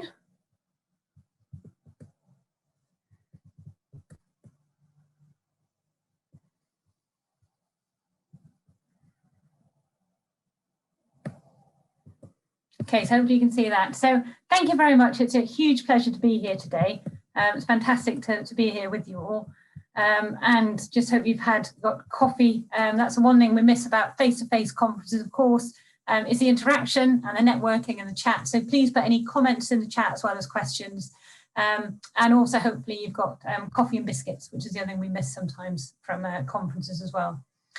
So my name's Ruth Blanco. I'm Communications Director for WISE, which is Women into Science and Engineering. And I'm here today to talk about diversity and inclusion, and really why is it as central to success as health and safety. So what I'll cover today is what is diversity and inclusion, why is gender balance in STEM so important, where are we now, and then into the questions that I know that probably some of you are really interested to answer. What really works in changing the balance in STEM, and where do we really start? So just to let you know, for those of you who don't know WISE, we're a member-based organisation. We've been going since 1984, and our focus is on increasing the number of girls and women in STEM in the UK. We do that mainly by working with companies of any size, in any sector, and at any stage in their journey towards gender balance in STEM. And any organisation which has STEM roles, so any roles in science, technology, engineering, or maths. And we know that we need to address this at every stage in the pipeline, from classroom all the way to boardroom, to make a real sustainable difference. So first of all, in diversity and inclusion, there's lots of jargon like in any other part of business.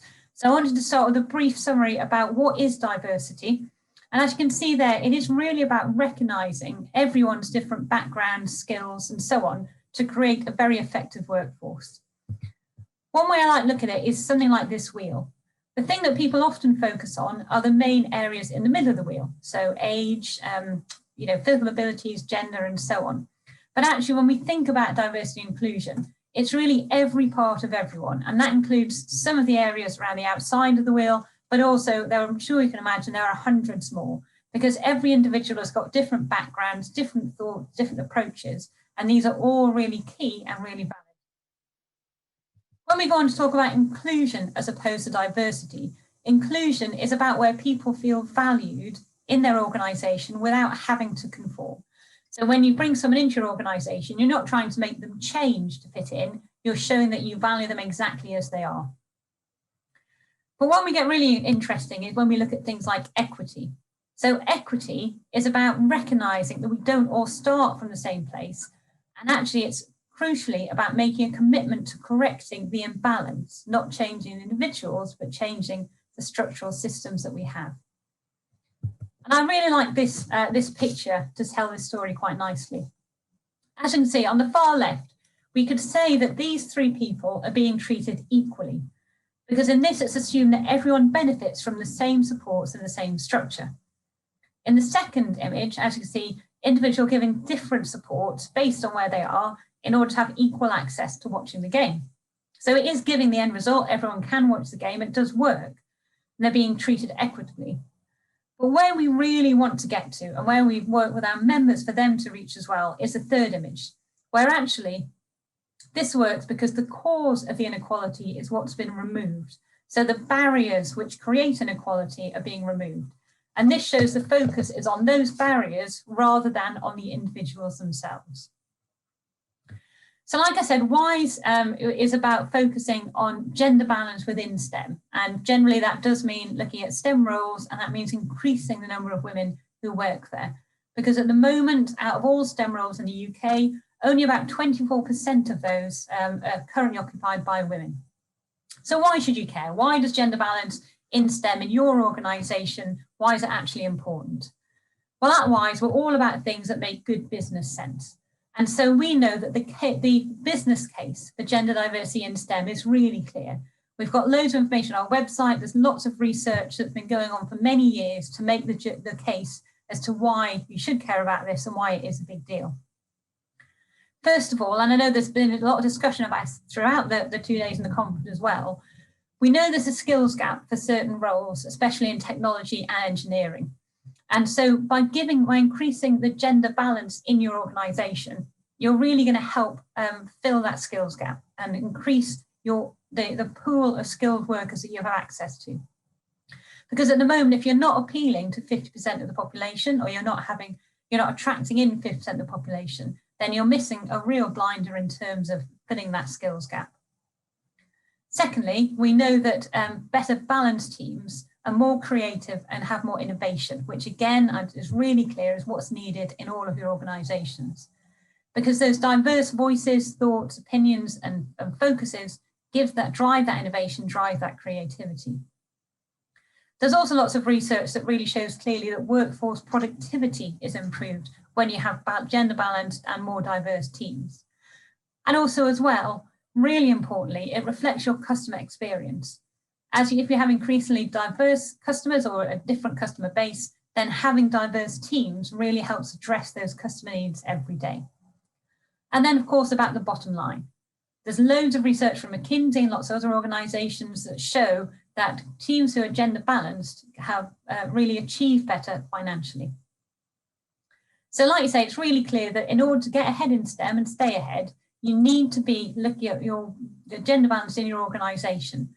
And that's about recruiting, but also really critically retaining and developing and promoting female talent at all stages through your company. And if you fail to do that, then your organisation may well be left behind. So where do we think you should be? Like I said, at the moment, around 24% of roles in the UK in STEM are filled by women. At WISE, we really want to aim for the next goal, 30% of all STEM roles by 2030 being filled by women. I think that is achievable. And why have we picked that number? Well, there's two reasons.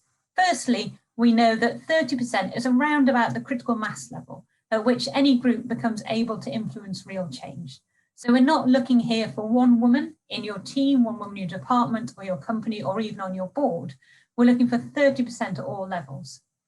And the other thing we like about that target is it's a target that you can apply in any organisation, in any team, in any sector. Some it might be more of a stretch than others, but it's something that can be applied everywhere. And we really think we can help you achieve these goals. So where are we at the moment? If that's the goal, then where are we today?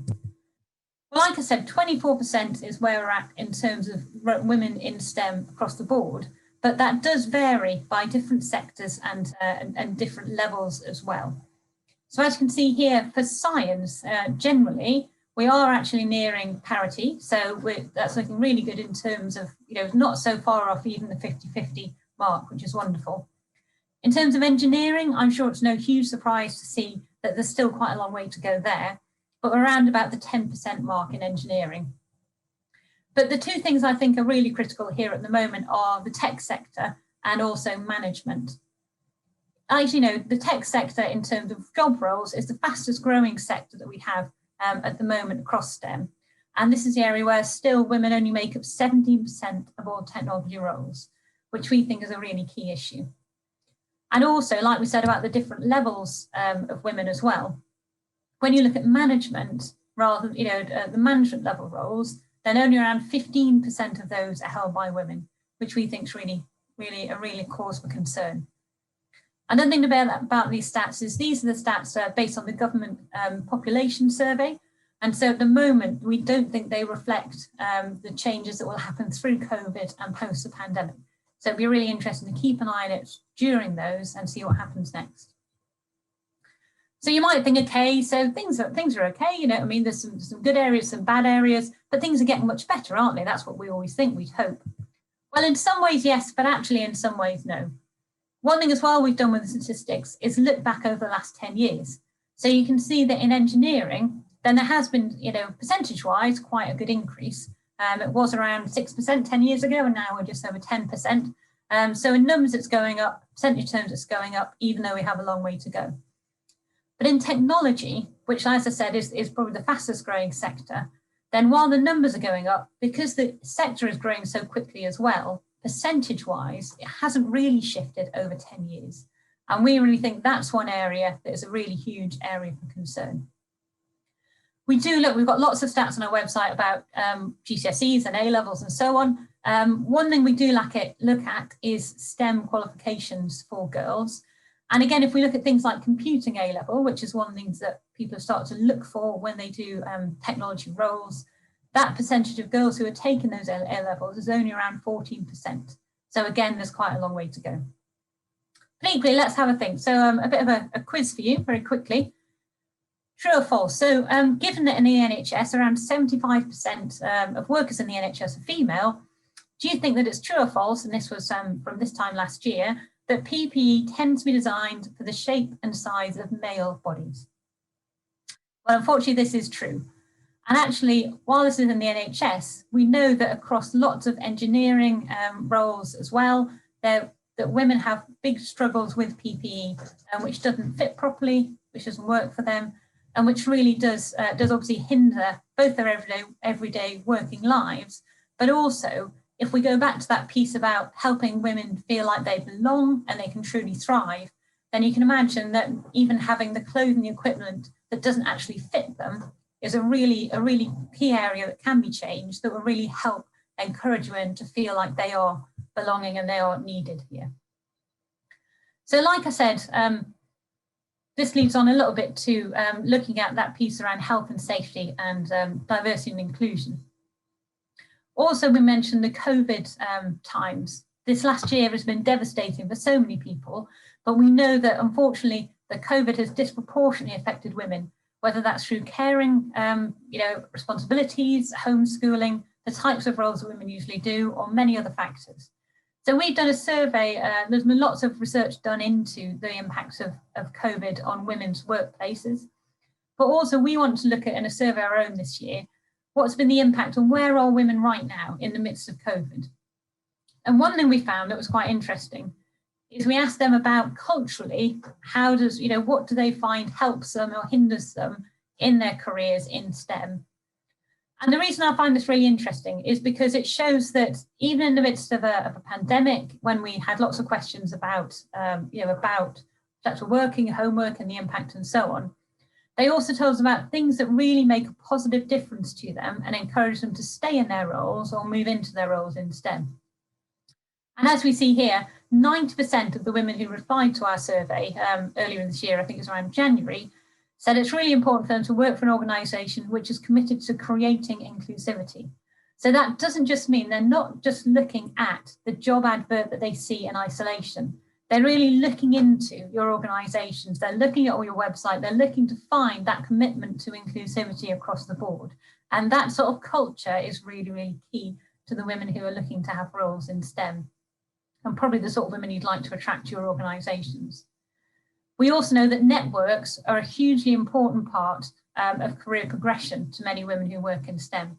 So WISE does provide a network for women across STEM, but equally, do you have women's networks in your organisations? Do you have mentoring? Do you have sponsorship and so on?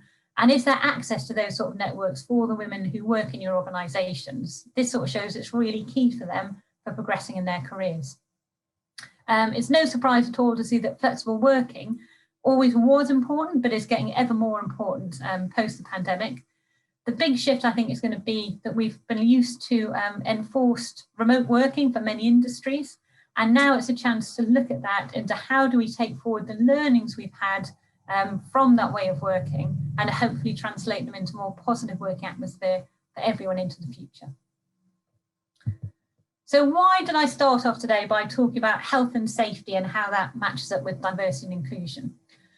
Well, the thing about health and safety is it's absolutely a no-brainer for everyone here. We know that. But why is that? And why when you have organisations and industries where it's rolled out so successfully, what makes it work? Apart from the legal aspects or that type of thing, we know that, like I said, it's essential to all industries. It's an absolute no-brainer. It's driven from the top. I know this. I used to work at an organisation where a new CEO joined and he knew there was a he wanted to focus on health and safety. So one of the first things he did is that on every agenda, in every meeting across the entire company, health and safety had to be the first agenda item. Whether you were in marketing or HR or on site, that was where it had to be. And that real clear focus from the top really helps drive through culturally these sort of things. And as you all know, health and safety is firmly embedded across every area and every team in your organisation. So the thing that shows is if we can do that with health and safety, we can do that with diversity and inclusion. We've shown you the business case. If you think it really makes sense, you know you can make it happen. So how do we make it happen? How do we make diversity and inclusion really embed? Well, at WISE, one of our key frameworks we've got is called the 10 steps. So what we've done lots of research to look at how do we make diversity and inclusion and gender balance work and stick in any organisation. And what we found is that, because the thing is there's no silver bullet, unfortunately, there's no one thing that if you change it, if any company changed it, you would instantly increase the number of women in your organisation. But what we found is by working with our members, this framework really helps them to monitor and identify the areas where they can make a real difference.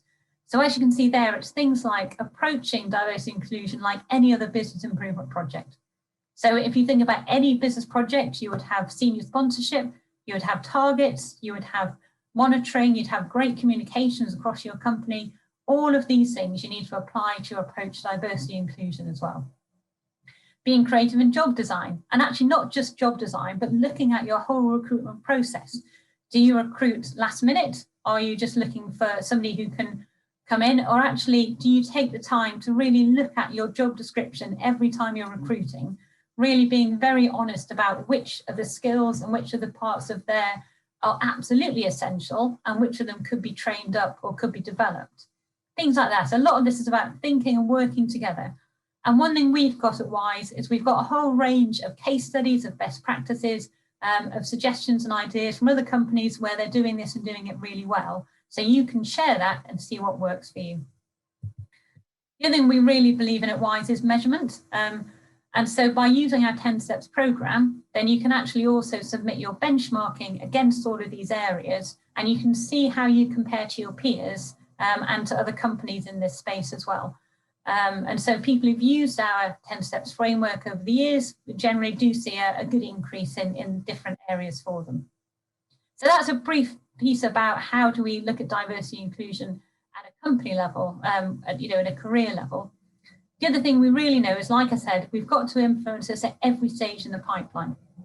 And so at Wise, the other thing we've got is an outreach program called My Skills, My Life. This is really about enthusing and informing girls about the careers which are available to them in every area of STEM. And it's really about showing them there are so many careers out there they never thought existed in the first place. How this works is that girls can go online and do a quiz, a personality quiz. They then get linked up to a personality type. And then what they can do is we link them with role models who are working in these sort of jobs all across STEM, all across the UK, who are exactly like their own personality type. So they can see themselves in those role models.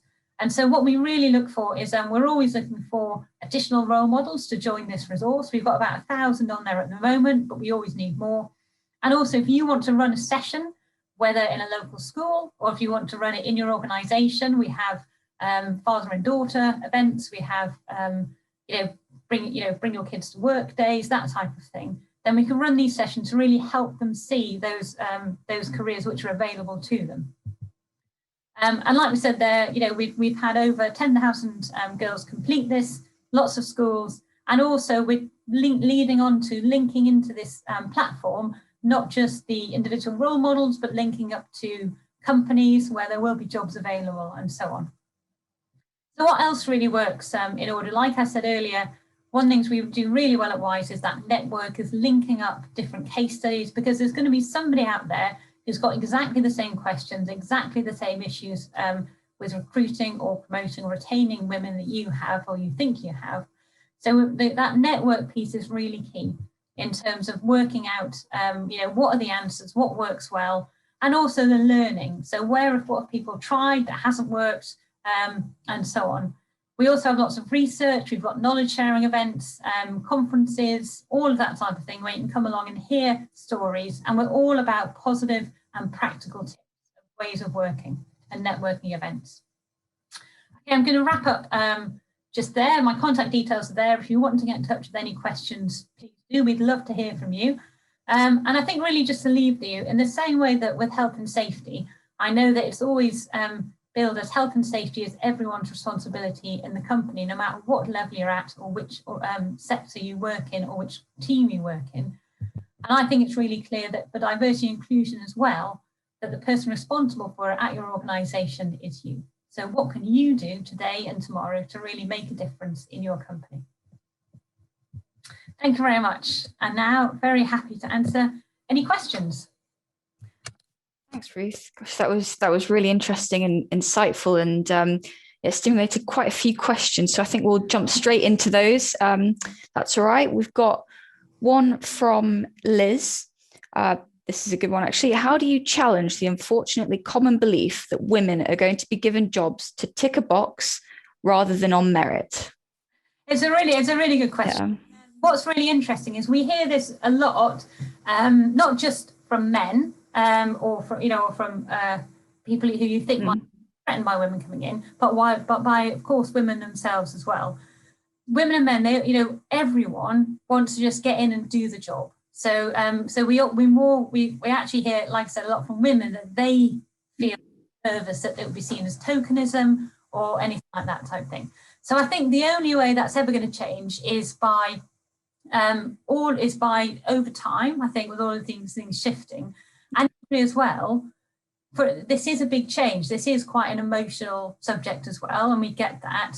So the only way it really changes is by changing the narrative and by people seeing women in there doing the jobs, getting the jobs done, and changing their own personal viewpoint, and that rolling out across the board.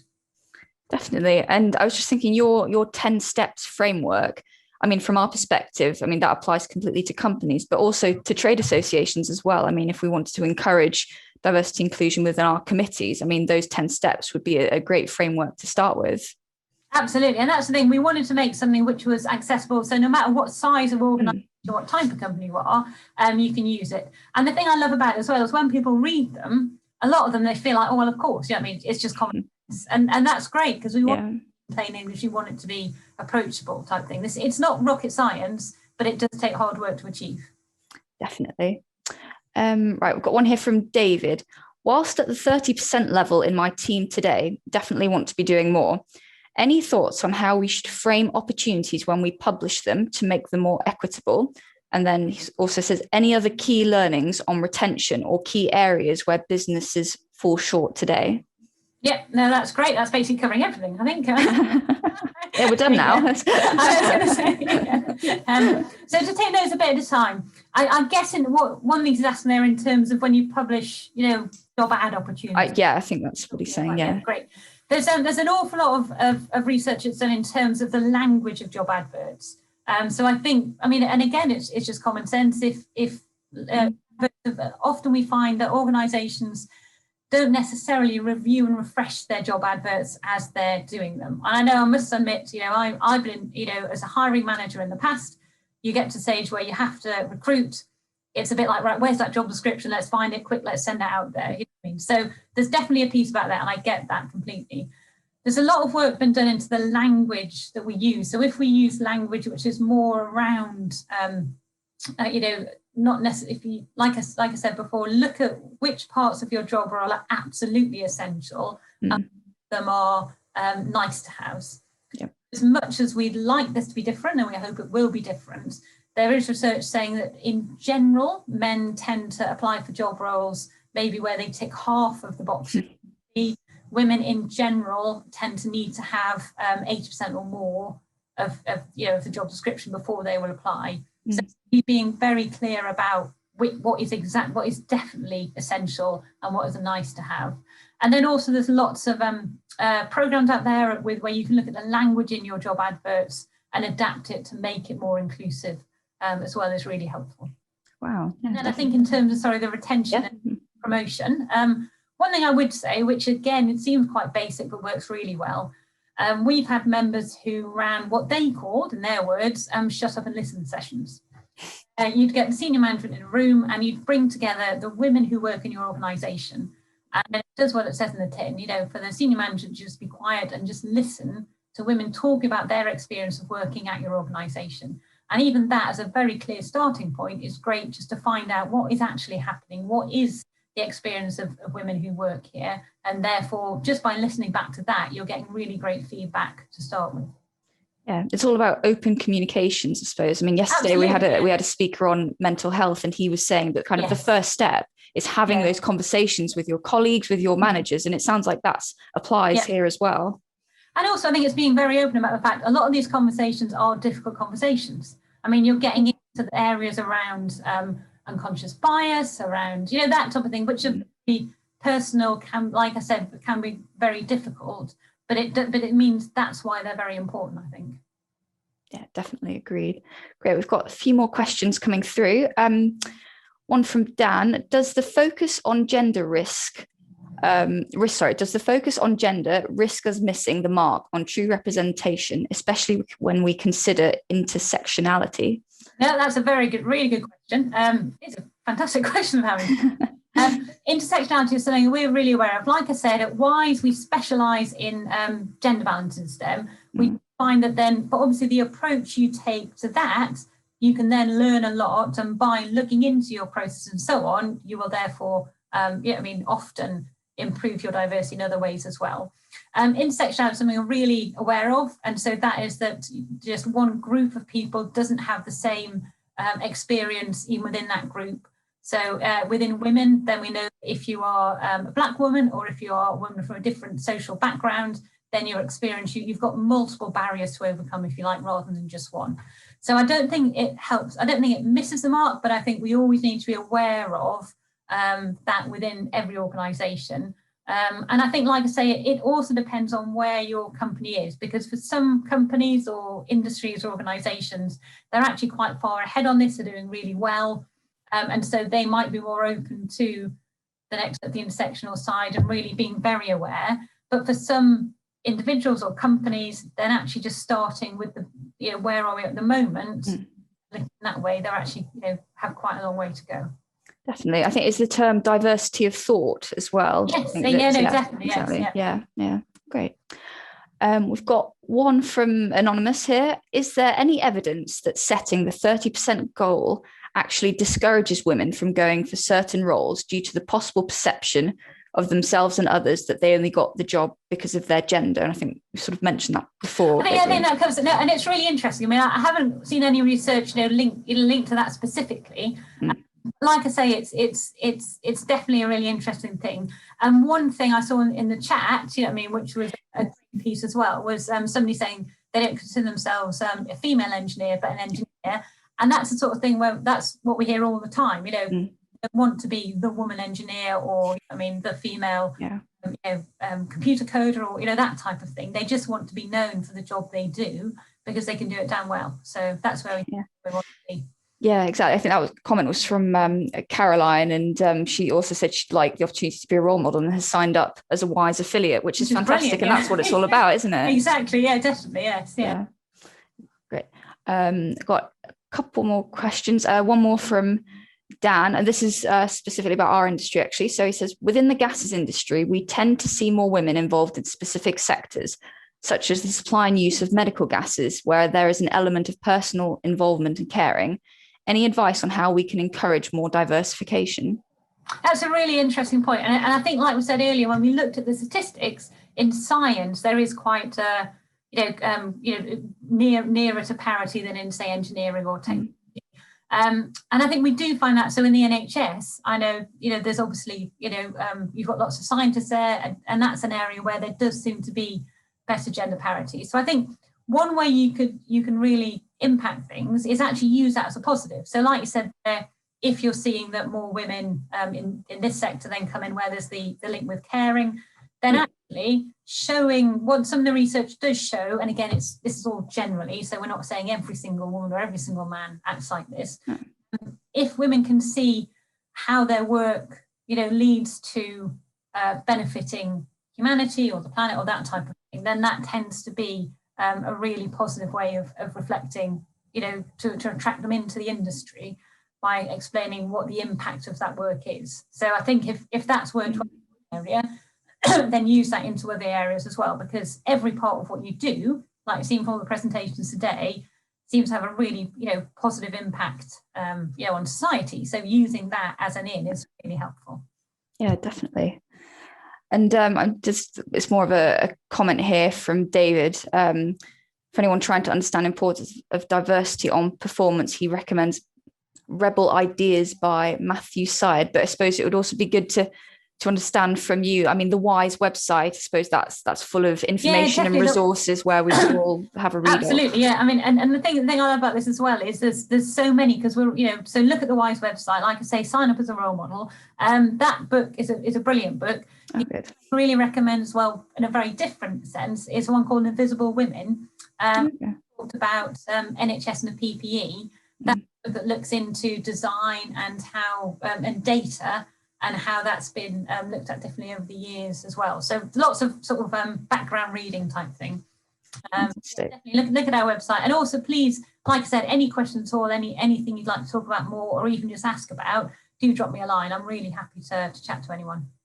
That's great, Ruth. Thank you. Well, that's all the questions that we've had. That was a brilliant talk. Thank you. And really refreshing to talk so openly about something that, like you say, can feel a bit awkward sometimes. But I think by having you come and give a presentation, and having these talks and such really great questions has been brilliant. So thank you very much. No, definitely. And it's been an absolute pleasure. And thank you so much for the invitation. And like, now that's what we're all about, is that because sometimes we find that we run workshops, and like you say, you might get, say, if I'm honest, like middle managers who come along and they, in advance of the workshop, they'll say things like, oh, I don't want to come because I don't know what to say. I don't know if that's the wrong thing. I don't know how to describe it. I don't want, and that's partly why we need to have these conversations, because otherwise, we need to admit the fact that there isn't a right or wrong way about talking about these things. It's about leading it back to, like I said, this can help, diversity helps everyone, and so we can work in it together. But I think by having these tricky conversations, by asking the tricky questions, it's the way we can move forward. Yeah, definitely. Great. So thank you very much. I really thank you so that. much, Ruth. Yeah, thank you. Great. Well, I see we're running a bit ahead of schedule. So what we're going to do is we're going to take a 5-minute break before coming back and starting the awards a little bit earlier at 12 o'clock. So go grab that quick cup of tea or coffee, and we will meet back here in 5 minutes.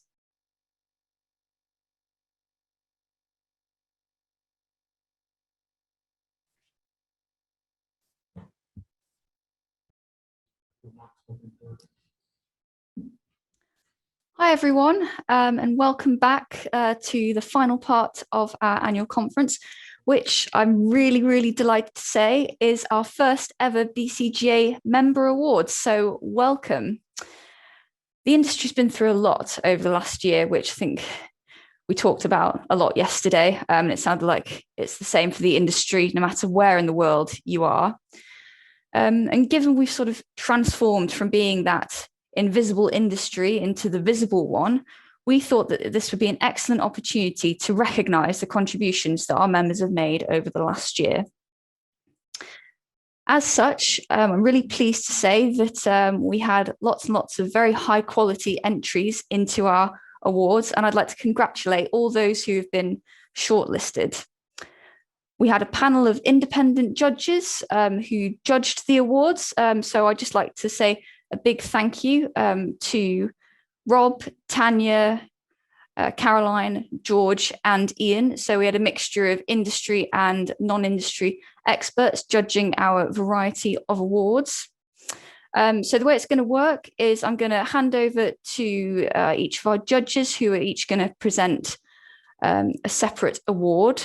So without further ado, and good luck, everyone. Fingers crossed. I'm going to hand you over to Rob Cockrell from Gas World, who will be presenting the first of the Outstanding Team Awards. So, Rob, over to you.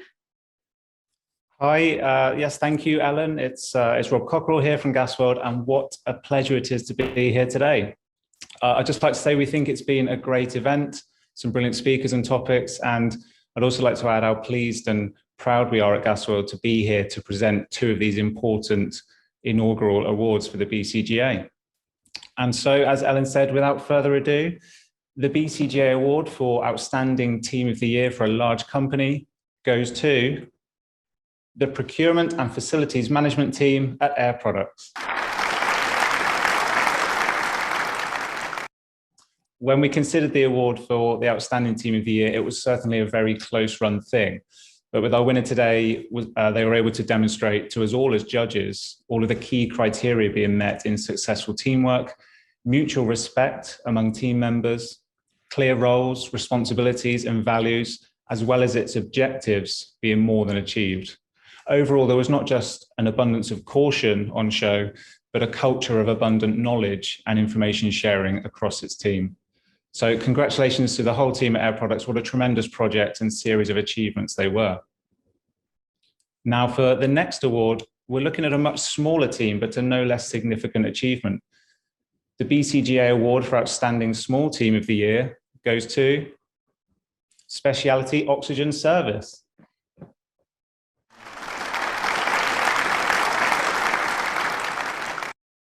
I know what it's like to have been part of a much smaller team where resilience and adaptability are the name of the game, filling in for colleagues at times and having a strong culture of working and learning together. And that's exactly what we felt we saw from our winners here. Up against it with their own important response to the pandemic, having clear roles and responsibilities in place, but ably demonstrating how those responsibilities had to be shared when it mattered, and with a clear sense of purpose throughout. Well done to all at the company.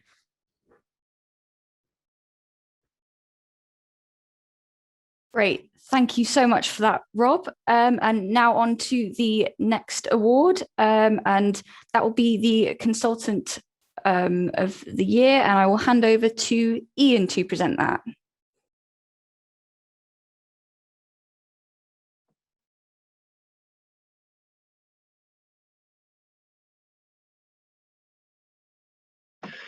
Good afternoon, everyone, and thanks, Ellen. Yeah, so the BCGA Outstanding Consultant of the Year award this year goes to Simon Fisher of Gascon Limited. Well done, Simon. And Simon showed the judges that he takes a truly collaborative approach with his clients, and consultants have to be mindful when engaging with clients that they are being brought in for their expertise and knowledge, but they've got to balance that alongside the expertise and knowledge of their clients. And collaboration, it's as much about listening as it is about telling, and that really came through in the feedback from Simon's clients. Simon demonstrated that he uses his extensive expertise to support a range of experimental and novel solutions, focusing on design, installation, and of course, so safe operation for a wide range of clients, from the NHS to the full range of educational establishments, universities, colleges, and schools, to a national coffee chain. So well done, Simon.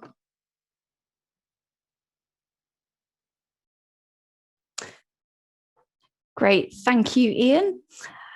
Now, this is our last award, which is for Rising Star. Now, this one's going to be a little bit different and not how we expected, as I'm really pleased to say that we actually had two candidates who stood out from all the others, but for very different reasons.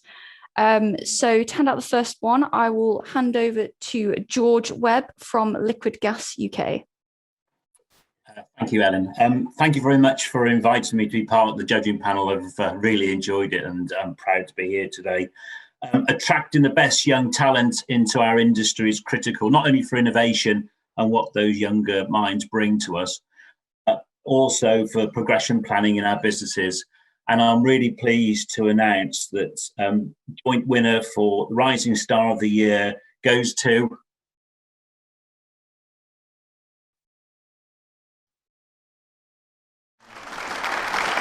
Connor of BOC. I'm delighted Connor has been joint winner this year. His apprenticeship journey started in 2016, where he has achieved his level 3 advanced apprenticeship in electrical and electronics and attained his HNC.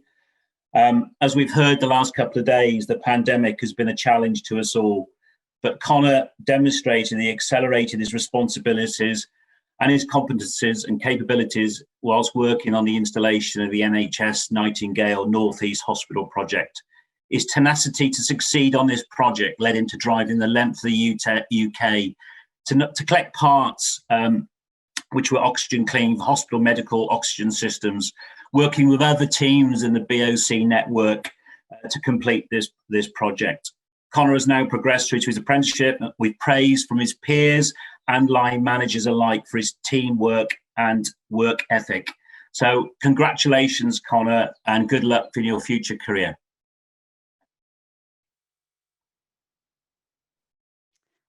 That's great. Congratulations, Connor, and thank you very much, George. And I will now hand over to Caroline Hamilton from SAFED.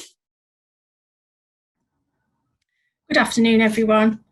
So Caroline Hamilton from SAFED. I'm the Chief Executive at the Safety Assessment Federation, a trade association whose members are from the independent engineering and inspection sector. I have the pleasure today of presenting as one of your sort of non-industry experts, the joint award winner for a Rising Star.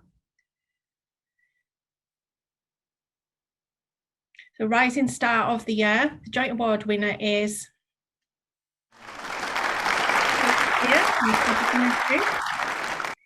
So for this award, Kelly ticked all the boxes, and with Connor provided a bit of a tricky situation for us judges, and we decided that there was no other option than to give them both the award. With respect to achievement and progression, Kelly has demonstrated this through rapidly understanding the products and developing strong business relationships with customers, resulting in her promotion to head of product sales for the high pressure gas sector in her company. With respect to energy and enthusiasm, Kelly has been described as jumping in with both feet and to soak up as much knowledge as possible. And if that isn't the prime example of energy and enthusiasm, then please let me know what is. And finally, Kelly's professionalism is evidenced in numerous glowing references, and her commitment is by being the driving force behind growth of alternate revenues in 2020, and her contribution to outside stakeholders as well, where she represents her company on a number of technical subcommittees at the BCGA. Congratulations, Kelly. Thank you, Caroline. Congratulations to all the winners. Like I say, we are so pleased that we had so many different high quality entrants across all the categories. The winners will be receiving their prizes through the mail shortly. So please look out for those. So congratulations again to all the winners. And I'm looking forward to hopefully having these awards in person next year. Well, that's it for our awards, and I will hand over to our President, Lucia, to wrap up and say some final words from day 2. Thank you, Ellen, and thank you all again for joining us for the BCGA 2021 Digital Conference and for the member awards. Congratulations to all the winners. I think it was a very well-deserved recognition. And thank you once more to Gasworld, our sponsor. So day 2 is coming to an end, and I would like to thank all the speakers for their fantastic and engaging speeches, as they were able to make of these 2 days an enjoyable experience despite the challenge related to running a digital event. I hope you will have appreciated and found relevant the choice of topics, as we have aimed for a very forward-looking agenda that will help our members to feel fit and ready for the upcoming opportunities and challenge. We have also introduced the BCGA Awards for the first time, which I believe is a very positive step in recognizing the contributors in our industry and bring further visibility. So just to say, I'm very happy about the way this conference has gone. I have already received very positive feedback. But feedback is what makes us be better ever next year. So please keep on sharing. As this conference will end, you will receive an invitation to a feedback survey. Please complete it so we can gather your thoughts and make it a better event if possible next year. There will be also the possibility to win a £100 Amazon voucher. So if you are not already motivated to do the survey, this will, if any, motivate you to do so. I would like to thank our organizing team, Lauren, Sarah, and Scott from BCGA, for their great work. They have been working very hard behind the scenes to make this digital conference run flawless. So thank you, really. And to end, a very big thank to Ellen and Jake. They have put together a great program, and they have been very active these last 2 days, facilitating very interactive exchanges with the speakers. Thank you, Ellen and Jake. And last, we hope that we have enjoyed this event, and we really hope that we will go over this COVID experience, and we will see you in person next year at Worsley Park in Manchester in April 2022. Thank you very much. Have a lovely day. Stay safe.